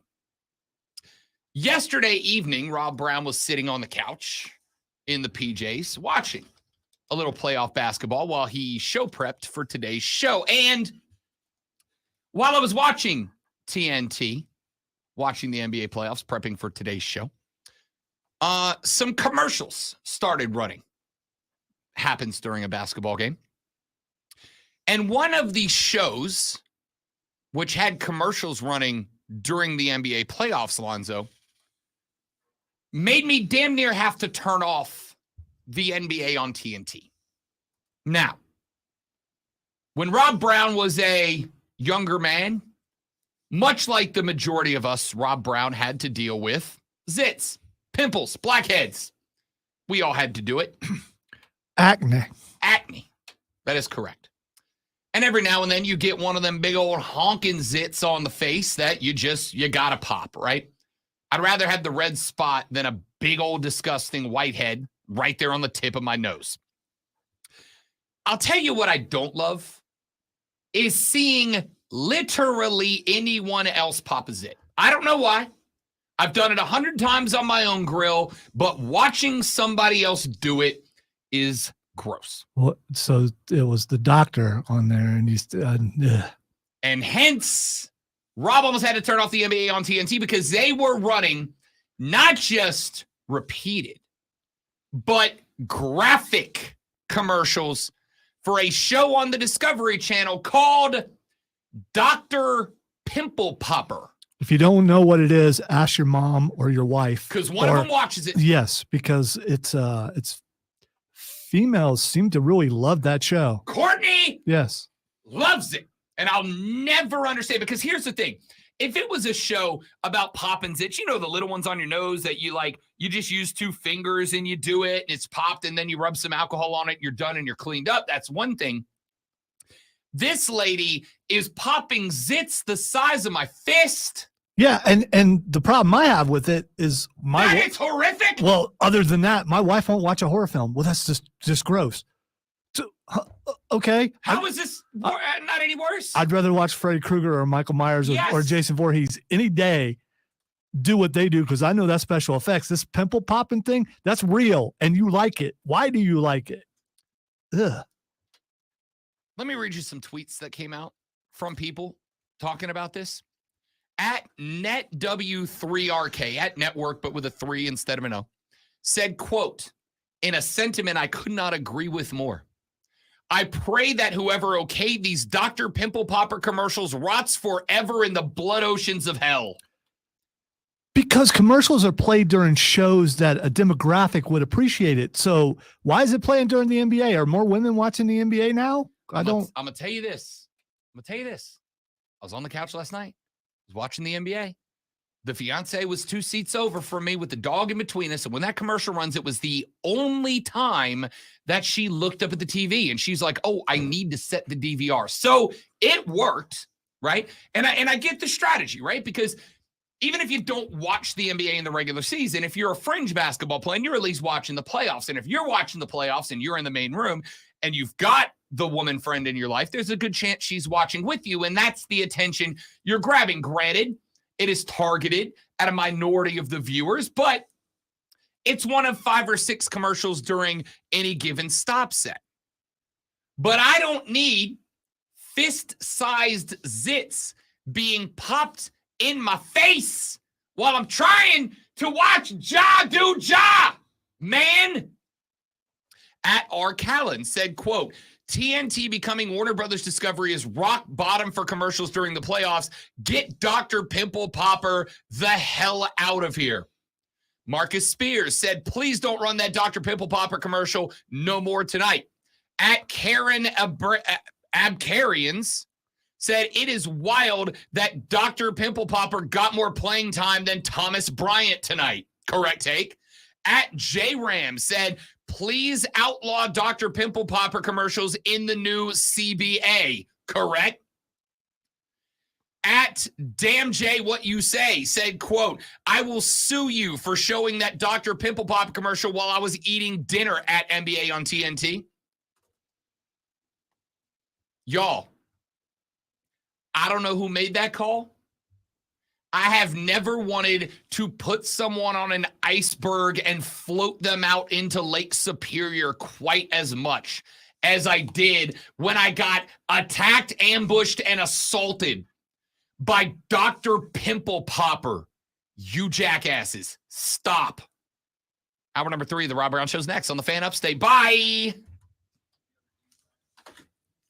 Great, that guy's got to record a commercial. I'm still here though, so you guys will be entertained because, you know, or maybe we won't be. I don't know.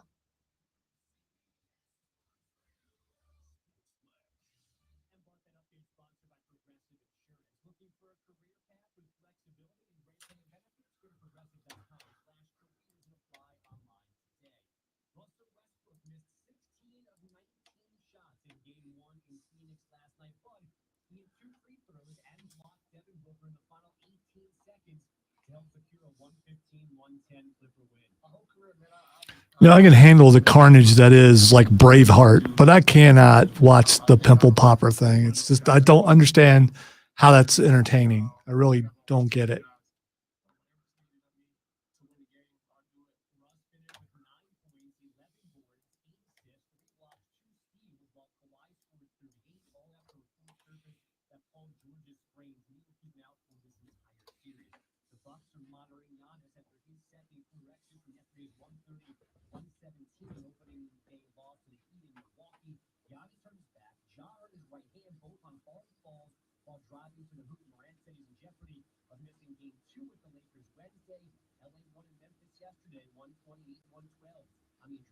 Hey, it's DA. Be sure to listen to CBS Sports Radio at home. Ask Alexa to play CBS Sports Radio.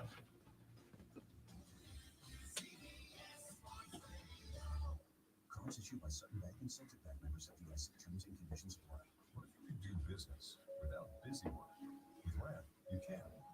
Ramp is the future of finance with smart automation, corporate cards, and spend management. Just imagine, no more expense reports or shuffling wrinkled receipts. No more slogging through invoices or getting surprised by unexpected charges. Just your business's big idea with smart spend controls, automation that crushes busy work, and real-time insights so you can make it happen. In other words, Ramp completely reimagined finance to make it work for your business. Get set up, issue corporate cards, and start making payments in less than 15 minutes. See how Ramp does finance. Join today and get $250 just for signing up. Just go to ramp.com/sports.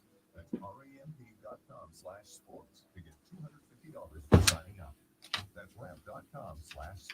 Hi, it's Gary David back with Travis Benson, owner of CNT Foundations. Travis, what should homeowners with a foundation problem do? First, Gary, don't ignore it. Next, call us. Why call CNT Foundations? We're not an investor-driven sales organization. We are real general contractors. We are from here, and we know what works here. Call 864-581-3341. CNT Foundations, your foundation experts.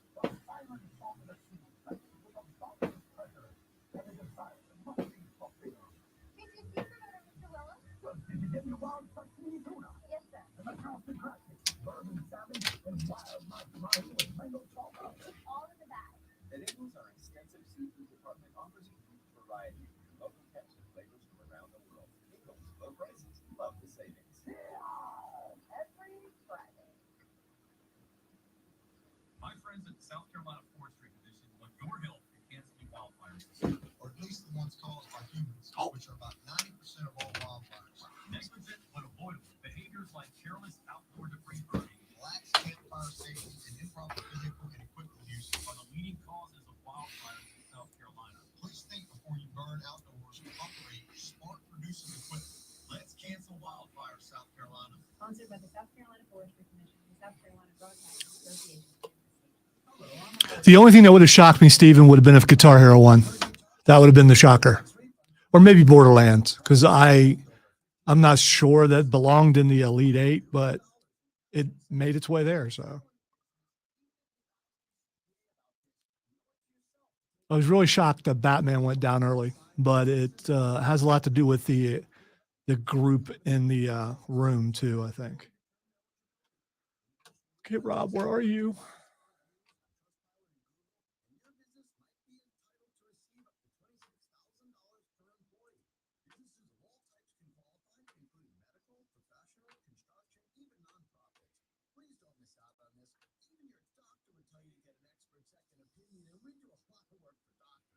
Download the Innovation Refunds app now or go to getrefunds.com to potentially get a payroll tax refund up to $26,000 per employee. Getrefunds.com. Getrefunds.com. He's doing as instructed by the boss, by the way, Stephen. But it's taken way too long.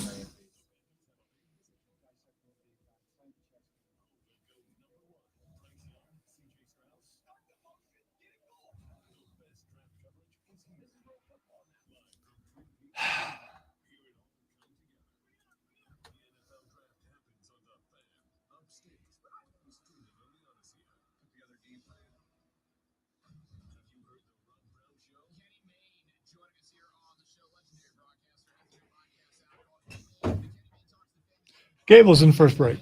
Gable's in the first break. Outstanding.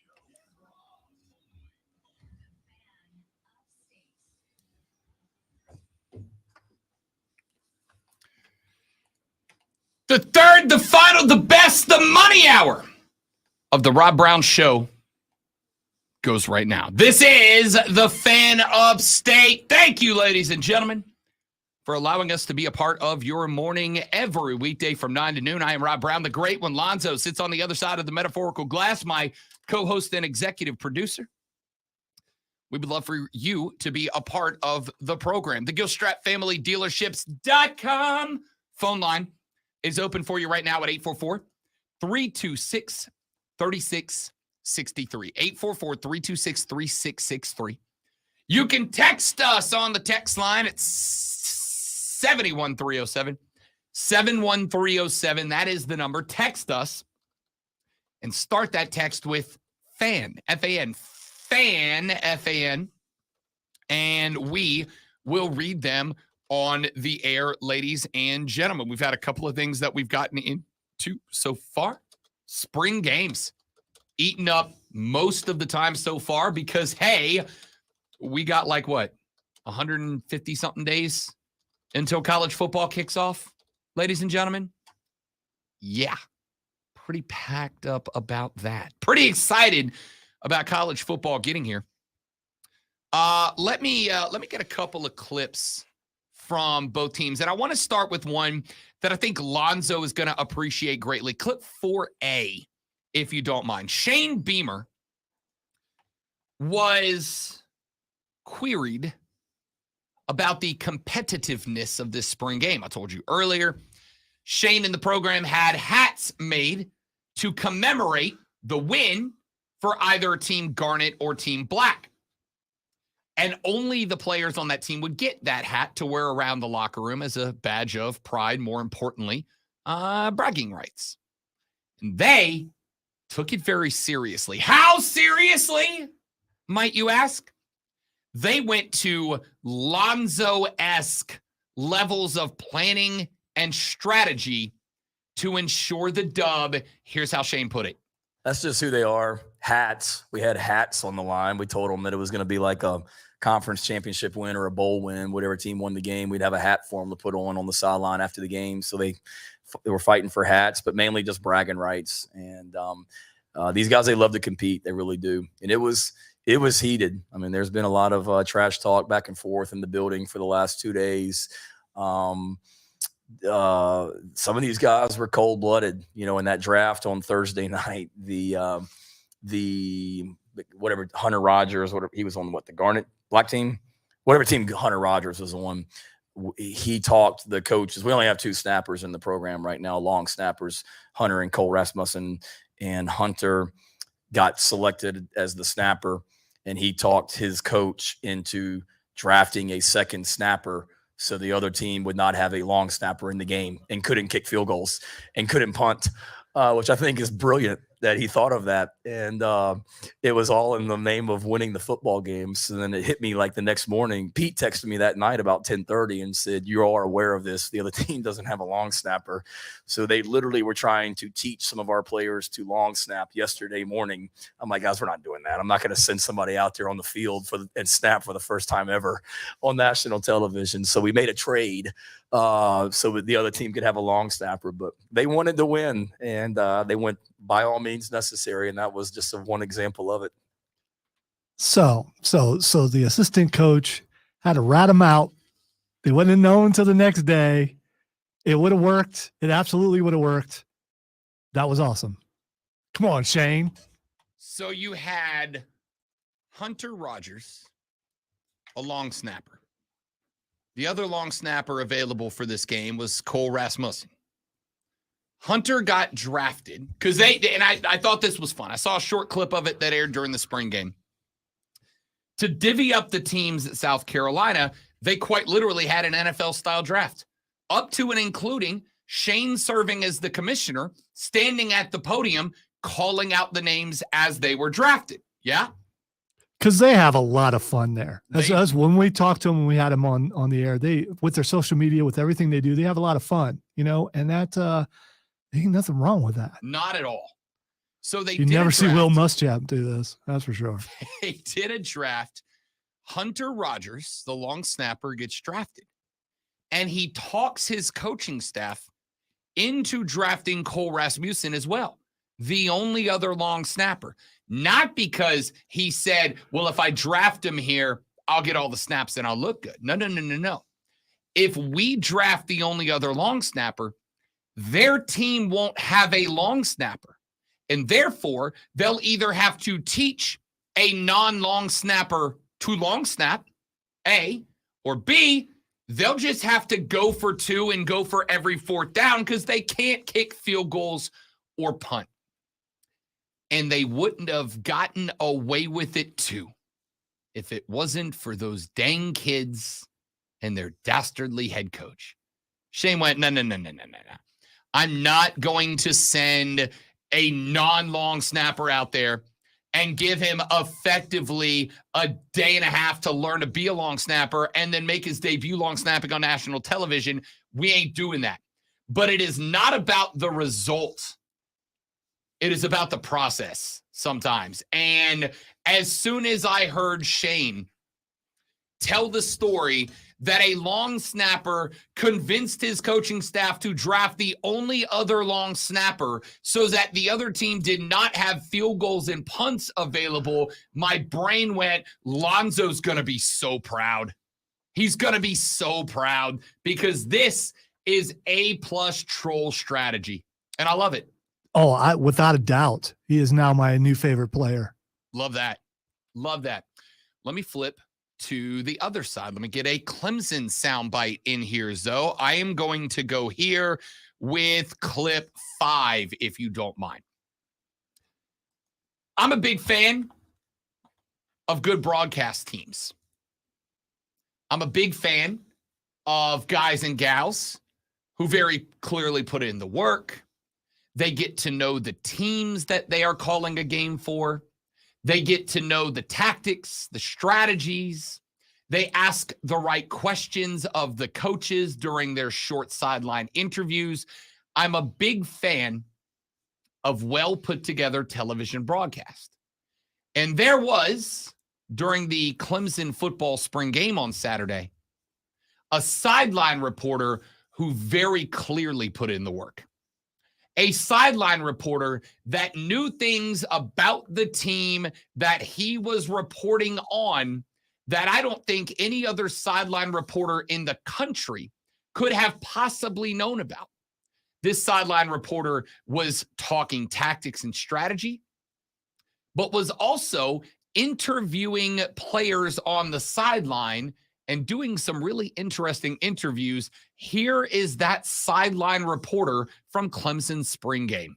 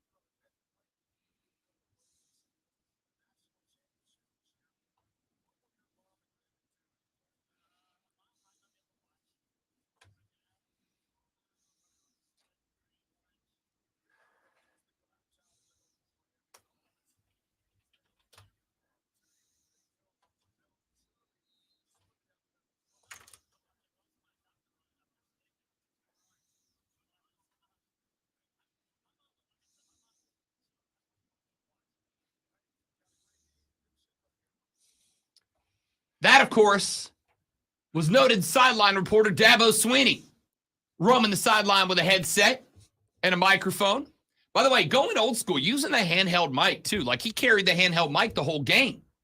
I was impressed by that. Like, if it's me, I'm going with either the Britney Spears, Garth Brooks wraparound mic. Listen, Dabo ain't messing his hair up. I mean, come on. He had a hat on, man. He went baseball cap. He went old school. Come on. I am going in that situation. I am going Garth Brooks, Britney Spears, headpiece with the wraparound face mic in that, because are you making sure you're getting one molded to you like they do? Yeah. So, and are you going flesh color? So it kind of disappears a little. The next investment with the band, I've been saying for a couple of years now, the next investment for me with the band, because the last one was in-ear monitors. That was a game changer. But the next one is the Garth Brooks wraparound mic, right? I've got one I could let you have, but I haven't pulled it out of the case in like 15 years. May not work anymore. Might go that direction. Jokes aside, called this shot last week. I love this. I love it. I love it for a couple of reasons. I've told you guys, to the chagrin of many a Clemson fan over the years, and every time I've said it, I've also had to remind you, it is irrelevant. It is irrelevant. Most folks outside of the Clemson family have a certain kind of feeling about Dabo. They feel like he's hokey. They feel like he's a fraud. They feel like he's this, he's that. And as I've told you every single time, there are only two groups whose opinion of Dabo Swinney is relevant. The first group is the Clemson fans, and I really should even tighten that up and say the Clemson boosters. They are relevant. And recruits. Those are the only groups that are relevant when it comes to their opinion of one Dabo Swinney. So, here's my thought on that. Who cares? I think what Dabo did is brilliant. And here's why. I watched the South Carolina spring game.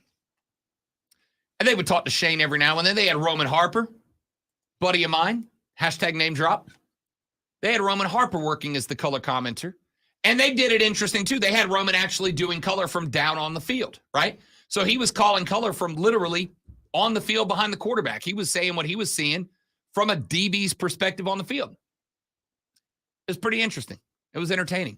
And he you talked to mean Shane, the Pat McAfee method? the Pat McAfee method. Yes, because Well, no, when I say on the field, I mean literally on the field, like behind the quarterbacks, behind I the got DBs. you. I got you. Something But you can only yes. do during the scrimmage, but yes. Correct. And I thought it was interesting, right? They tried that on Monday Night Football with Booger McFarland a couple of years ago. They put him in the Booger Mobile, and it sucked. But it didn't suck because it's a bad idea. It sucked because the Booger Mobile was a bad idea, A, and B, with all due respect, Booger McFarland, great radio guy, not a great color commenter, all right? I know where you're going I already. completely agree with you, but we got to do this. According to Ian Rappaport, the Eagles and Jalen Hurts agreed to terms on a 5-year, $255 million contract extension that makes him the highest paid player in NFL history. And that's not even the important number.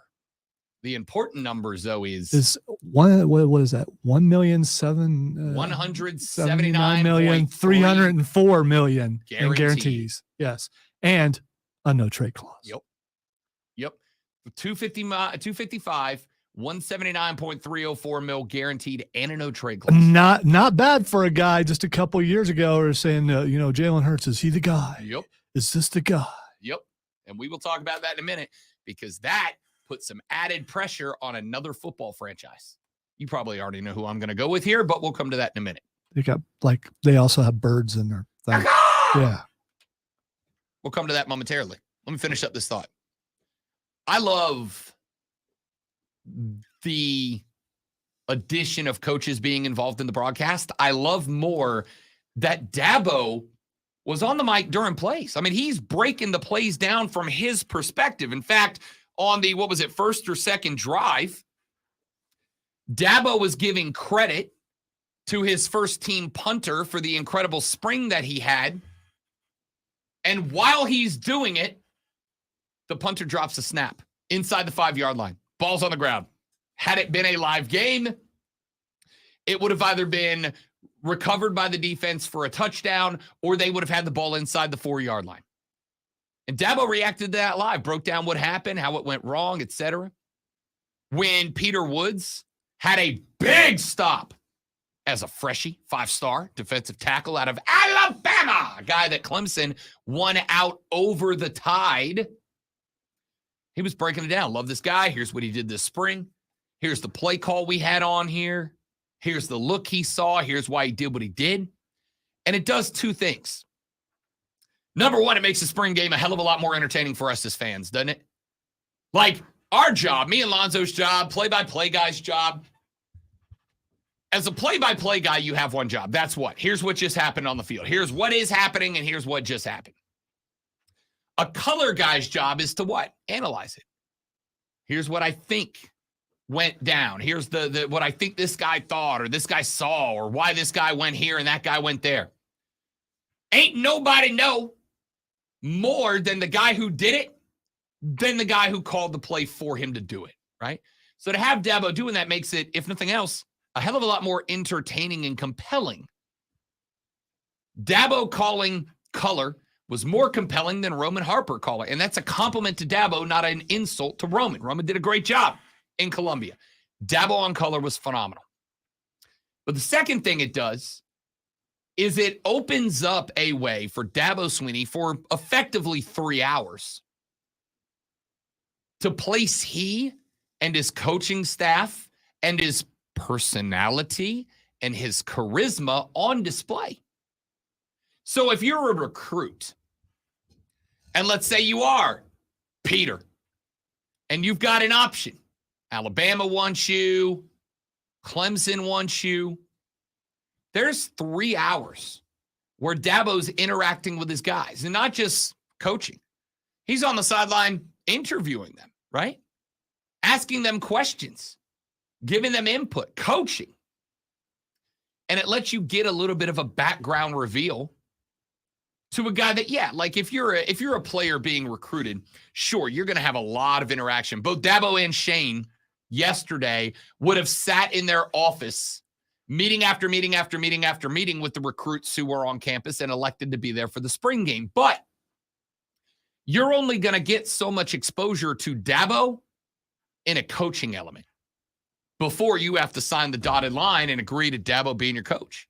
You're only going to get Shane in a limited amount of experience of Shane while he's coaching until you sign the dotted line to make Shane Beamer your head coach.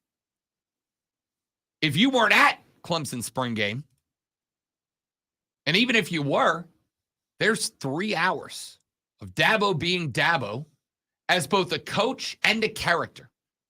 Because you know who probably was watching that game? The parents of recruits, right? And if you're a parent of a recruit and there is any emphasis on, I want to make sure my kid is playing for a coach who's a good guy, who has a good personality, who I feel like my kid is going to grow and learn from, Dabo showed you he's that guy on Saturday. For him to agree to do that was fantastic, man. It was fantastic. I thought it was great. So there's just a couple more thoughts from the spring game. Let's take a break. When we come back here in just a minute from right now, we got to get some NBA playoffs in here. Paul George out for the entire first round. Ja Morant may miss at least one more game with a busted wrist. Anthony Davis left the game due to injury. He did return. Do we have an update on him? Giannis Antetokounmpo, Tyler Hero, amongst the ranks of superstars who got injured in game 1, round 1. What impact does that have on the NBA playoffs, and who do we like to move on? Give you some thoughts on that and more when we come back on the Rob Brown Show. Rob Alonzo and you. This is the Fan Upstate. Guys, got a live read. Stay right there. We will be right back.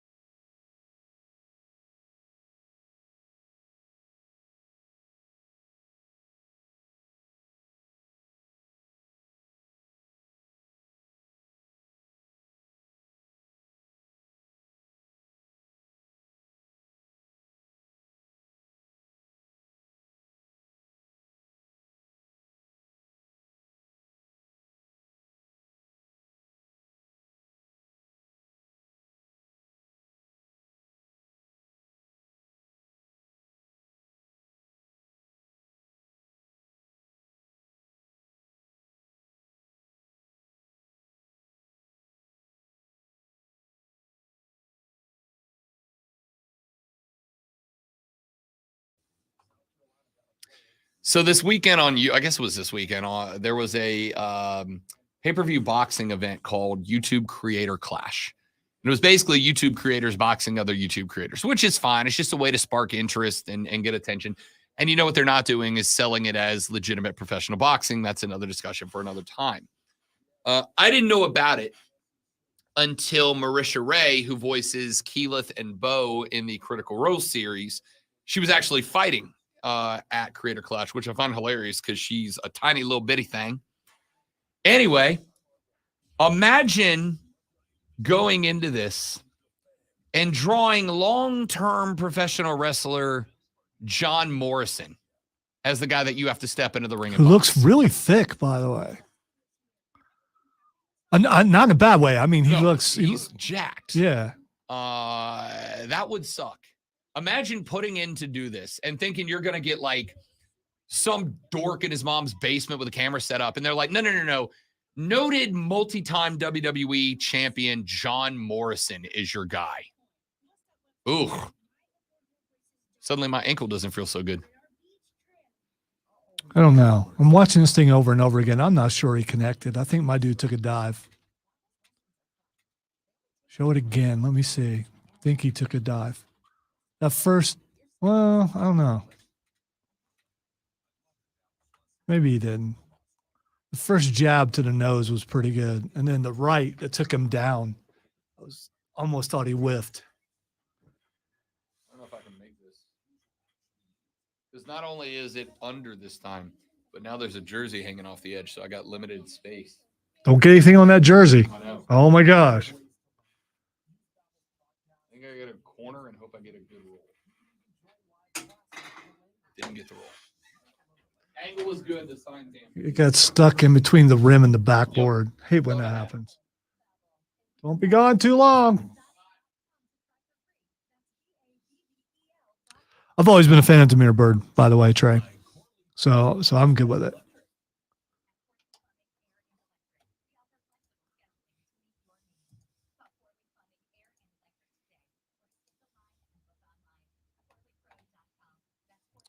And when we did the breaking news, I don't think you did the breaking news sponsor. I did not. Crap. Good call.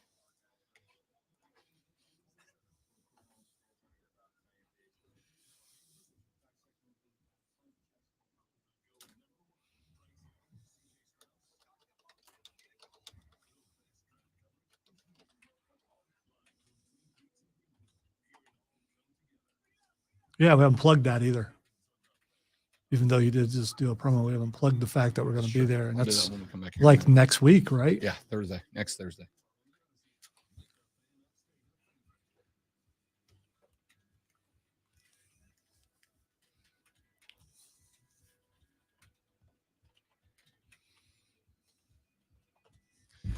Just as every email about something I have forgotten to do says, gentle reminder that next Thursday, April 27th, there are two major events happening. Number one, and by far the lesser of the two, is the National Football League Draft, which will commence the evening of April 27th. The other major event that's happening is that the great one, Lonzo, the man in the box, is being let out as he will lead us, the intrepid adventurer that he is, to our first live remote of 2023 on the Rob Brown Show.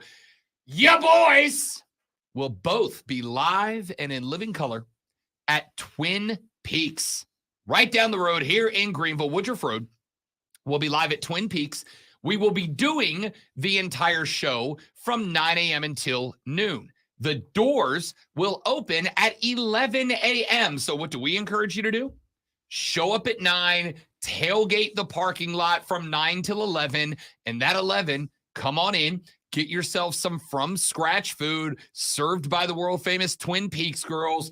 Get yourself with me some of that famous 29-degree brewski, and let's talk football, y'all. Okay, it's okay to be a little raucous in the tailgating part, but when you enter the place, please do it in an orderly fashion. No. And if you don't know where we are, just listen. because you'll be able to hear Rob somewhere and know there he is.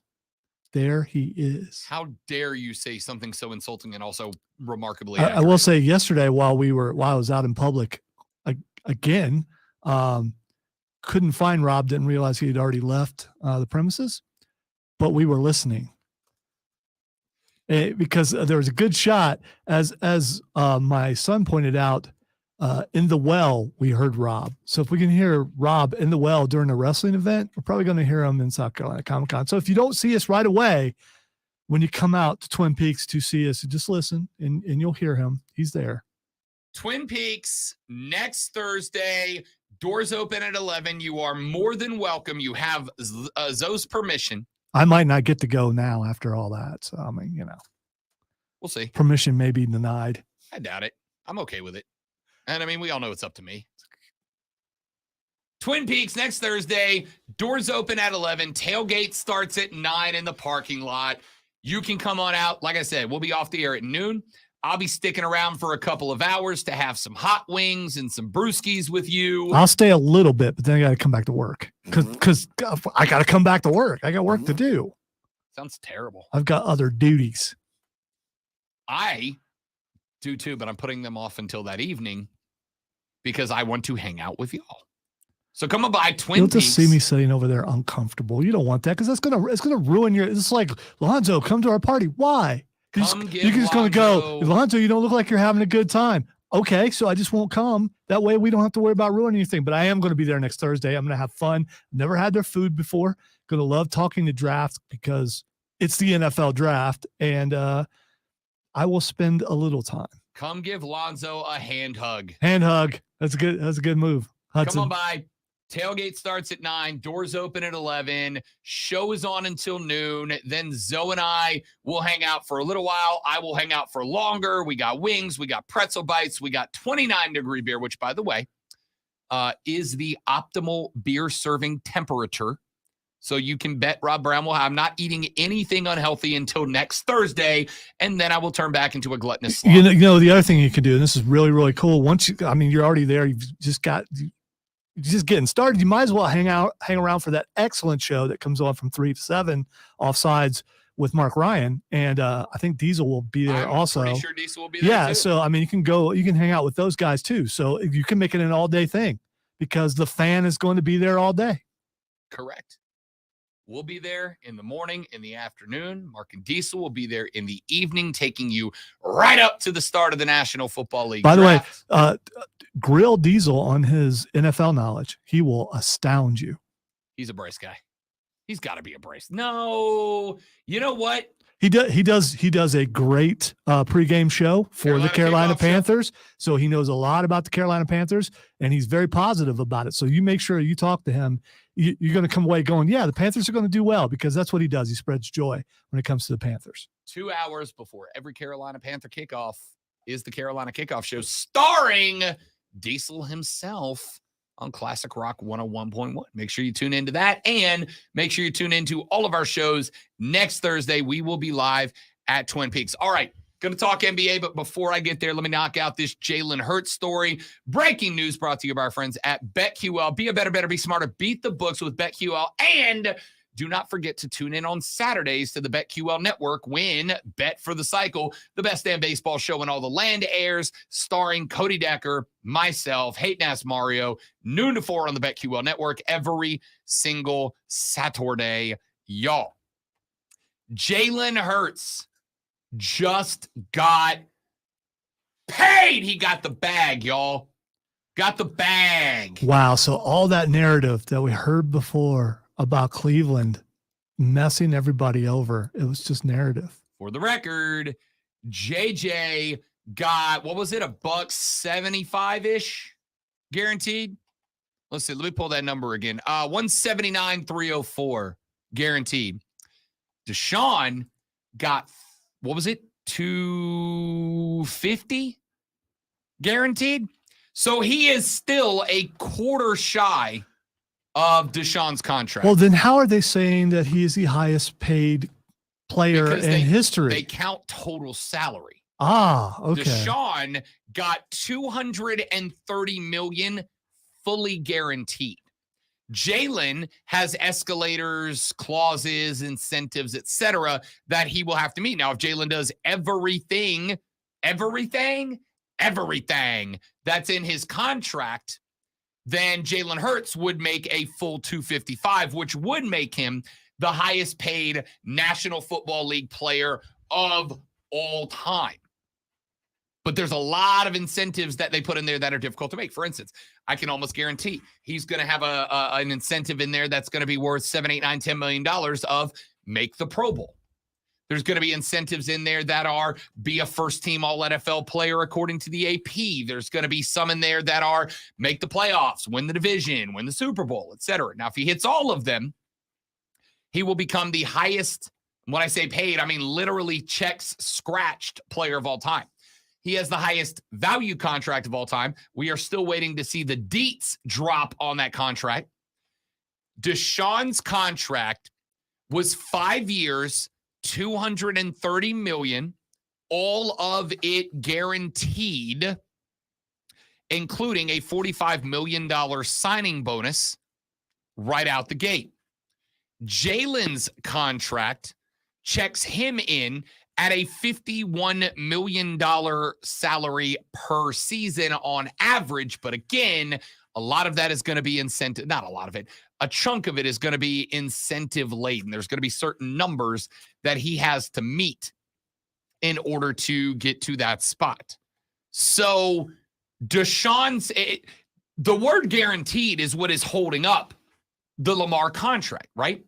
I got no doubt that Lamar Jackson would have likely accepted 255 all guaranteed. Hell, he would probably accept 230 if it was all guaranteed. What Lamar is hung up on is that guaranteed money, right? Now, would Lamar Jackson accept 179,304 guaranteed? If the answer is yes, we will know by the end of the week. Because while it is the guaranteed money to Deshaun Watson that threw the NFL's quarterback market into whack. It is not the 230. The 230, I'm sure the Ravens would have matched. It is the 230 fully guaranteed that Lamar has balked at so far. So the question's going to be, do the Ravens look at Lamar now and go, all right, tell you what, we'll give you the same contract that Eagles just gave to Jalen. Jalen just took the Eagles to the dance, right? He took them, they didn't finish the trip, but he took them to the promised land and he gave them the sweet smell of victory. Lamar, as Lonzo has mentioned time and time again, ain't done that yet. So my suspicion is that the Baltimore Ravens will likely, not guaranteed, but likely offer up a contract similar to what Jalen Hurts just got and see if he bites on that. There is the possibility. Texas said, how is Jalen the highest if Patrick has $500 million? So the way that I'm looking at it is per year. The Chiefs extended Patrick Mahomes by 10 years at $503 million. That's an average. That's an average of what? 5.3 mil a year, whatever it is.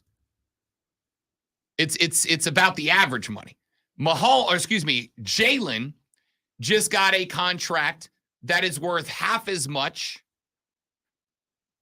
but worth more per season. Typically, when you hear people talking about highest paid contracts, it is salary per year, right? It is number of dollars divided by number of years of the contract. So if you signed a $503 million contract for 20 years, you would have half the value of Patrick Mahomes. That's typically the way that it is reported. So Mahomes is going to make, let's see, a base salary for 2023. Mahomes is going to make a base salary of 5.5 mil, a roster bonus of 22.4 mil, a restructure bonus of 12 mil, and a workout bonus of $500,000. That is going to bring him to a cap number of $39.6 million. And probably win twice as many Super Bowls as any of the other quarterbacks you mentioned. I mean, so far, so good. So far, so good. The Eagles, sorry to tell them, the Eagles are not better this year than they were last year. Last year, they went to the dance and couldn't get it done. The Chiefs, question mark. I don't see a decline in Kansas City. I do see a decline out of the Eagles. You are questioning the Kansas City Chiefs? Disrespect! Is that disrespect? That was disrespect. That's disrespect. That's it. I'll let them know. Ladies and gentlemen, the Chiefs are winning the Super Bowl because they have been # disrespected. It's people like you, Rob. People like you. I know. And your disrespect. I am very, very sorry. It is my disrespect that did it.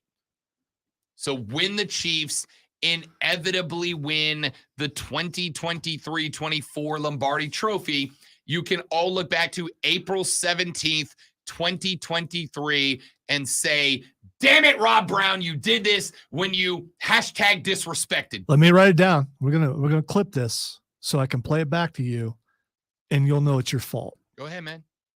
Go ahead. I'm here for it. I am. You can put it on the Fearless Predictions. I'm writing it down on my list. If the Chefs win the SB this year, it is because Rob had the audacity to disrespect them in April of 23 by simply saying they're not better than they were last year, even though they're also not worse. How dare you, sir? How dare you? The raw, sheer, unbridled, entire audacity of me. I sincerely apologize to all of you. So if you were, I mean, don't tell Travis Kelce. He'll be furious, dude. I already texted him. Oh, listen. When it comes to disrespect, when it comes to money, how come you don't ever hear Patrick Mahomes complaining about that? Because Patrick Mahomes has a $503 million contract. He didn't have to beg for it. Do you think he deserved it though? Yeah. Yeah. I mean, yeah. He's done nothing but, just like win the AFC almost every year, been to a couple of Super Bowls, and he's kind of just getting started. I mean, but hey, he's been started for a while. Well, he's been very good for a few years. He's been in the league like 5 years? Yeah. But kudos to Jalen Hurts because he was basically on the chopping block a couple of years ago. People were like, he's not good enough. The Eagles need to draft another quarterback. They need to get rid of him. And then he took him to the Super Bowl. And he looked really good last year. He absolutely did. For sure.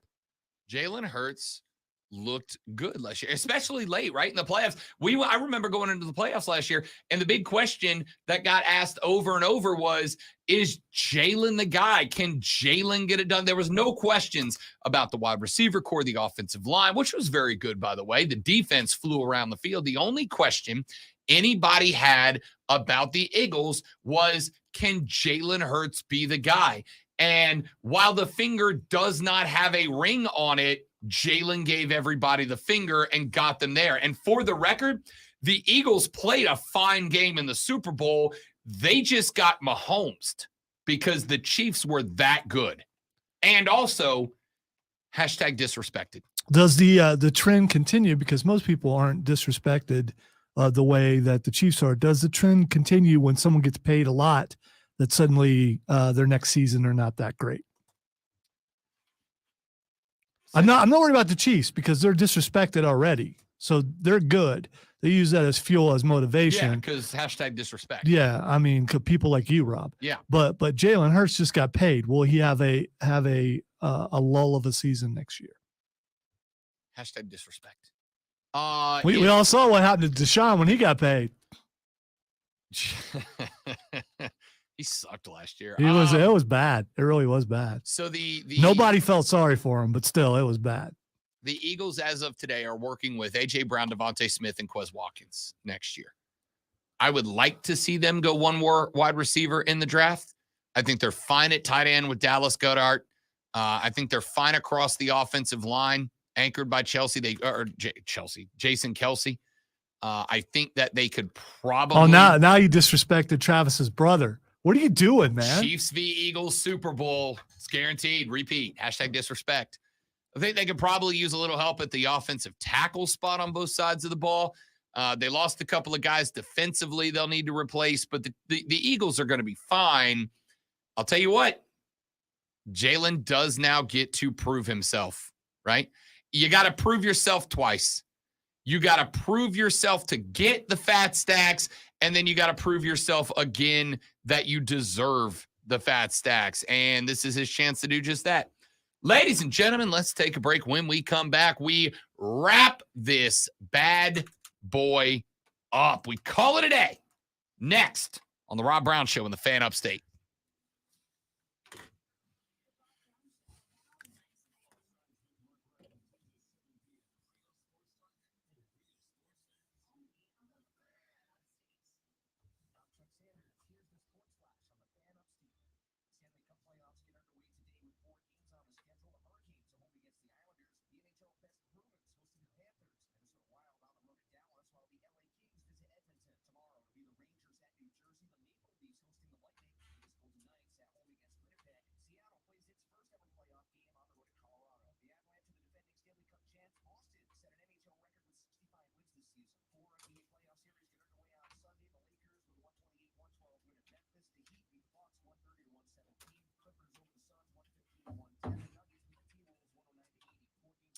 Luke, I feel like I should be the judge of that, sir.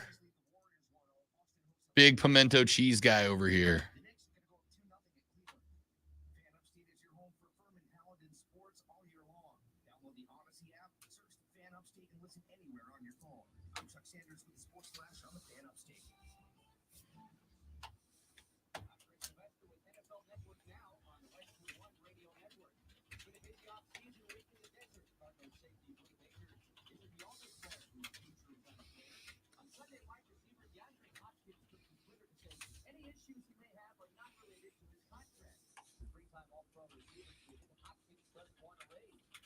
Yeah, the question is, what inspired him to wear that? Was it an old school rapper? Or, I mean, you know, because I'd respect that part. Or is it, what's his Samuel name? L. Jackson. Okay, so it's not a former coach for the Tampa Bay. Big Bruce Arians guy over here? Yeah. No, I'm a Seamus guy. Okay, all right. Or the truth is, I just look damn good in this hat. There you go. I mean, you know, that helps. I am out of here right after the show. Well, after I cut promos and then right after the show. Because I've got to go to the Swamp Rabbits Media Day before the playoffs begin. Well, I'm going to kind of need your help at some point during the week. So with star stuff? Okay. Because, you know, you sent me all those things. But you know what? You sent me the day, and there's 3 hours that I'm having to comb through for each thing to try to find. Yeah, I realized that after I sent them. I even went back on net storage, which I shouldn't be able to do. But some of the clips themselves are on net storage. I'm able to grab some. But the other problem is almost every clip that you sent me was like 15 minutes long. And you expect me to – I'm not saying I can't. I already did on some of it. But get it down to between 45 seconds and a minute or less than that. No, I can go through and I am award winning. So unless I've lost my touch, like I think I have, I might not be able to squeeze everything.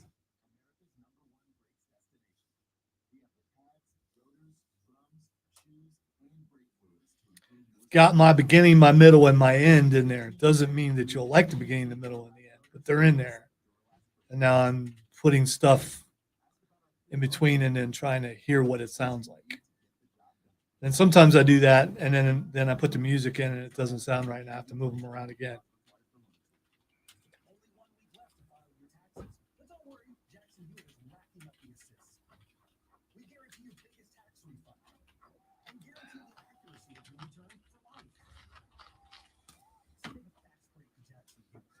Take a fast break.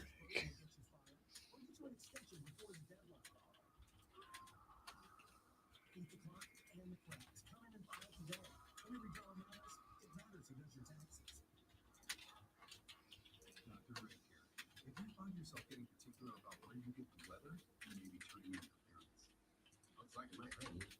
Let's see what Corey from Channel 2 has to say. He's something else. I like him better than Harris from Channel 5. You could just look at the weather on your phone. I like Corey from Channel 2. Progressive can't help you from becoming your parents, but we can help you compare rates on home insurance with Home Quote Explorer. Here's a casualty insurance company that uses third-party insurance. When working with your partner in your property search, know that agents with real force are different.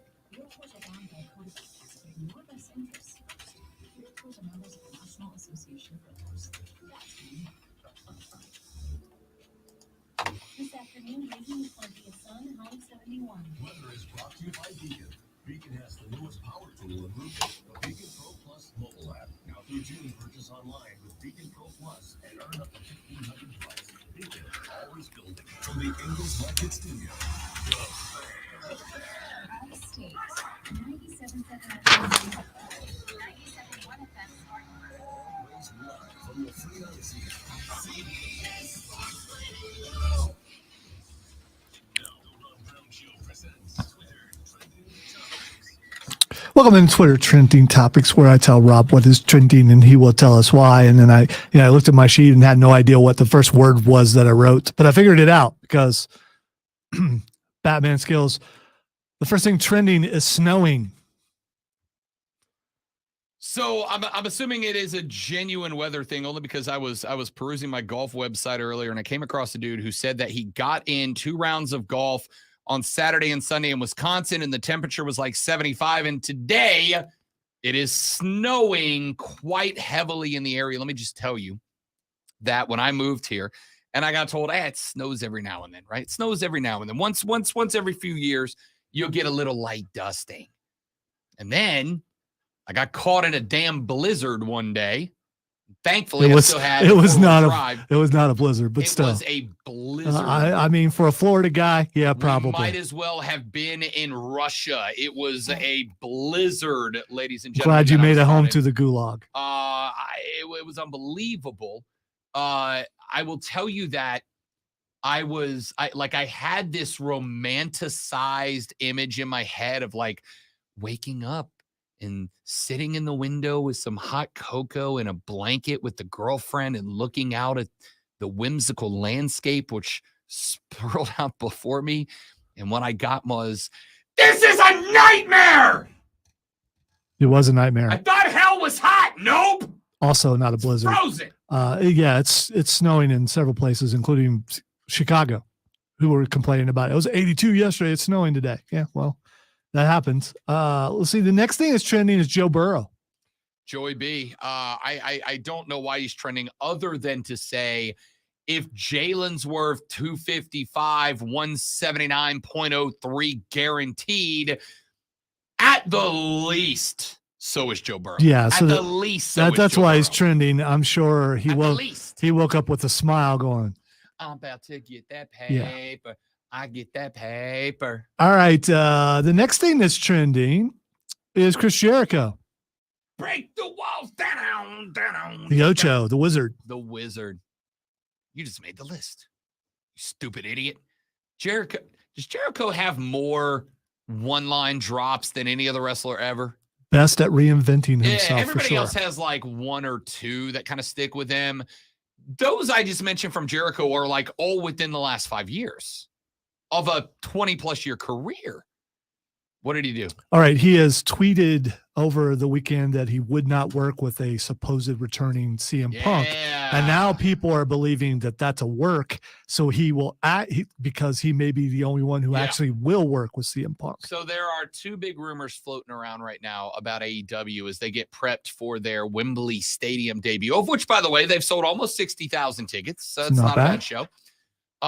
Rumor 1 is that Punk will make his return, that the EVPs have given him the green light. He has done whatever he needed to do to get their forgiveness. And that obviously now Jericho's talking smack, which if you come to AEW, you have a program with Jericho. That's how it works. But he hadn't really yet. So true. Yeah. The other rumor is that Tony Khan is considering Bill Goldberg for.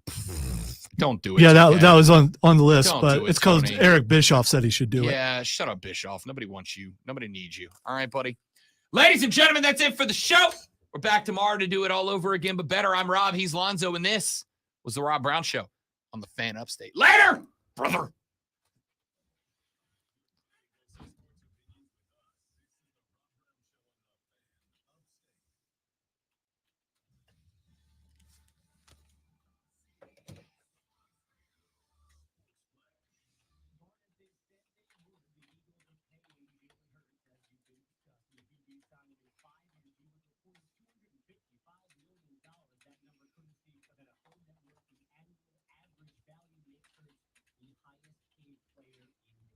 No, not today. Rob has to leave. I'm going to go ahead and say Taco Tuesday needs to be a thing for us now. So I don't have a problem with it. Okay. See you for Taco Tuesday tomorrow.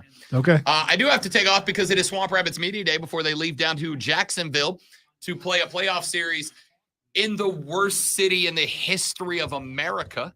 So I'm going to go get some interviews with coaches and players and whatnot before we run it for you later this week.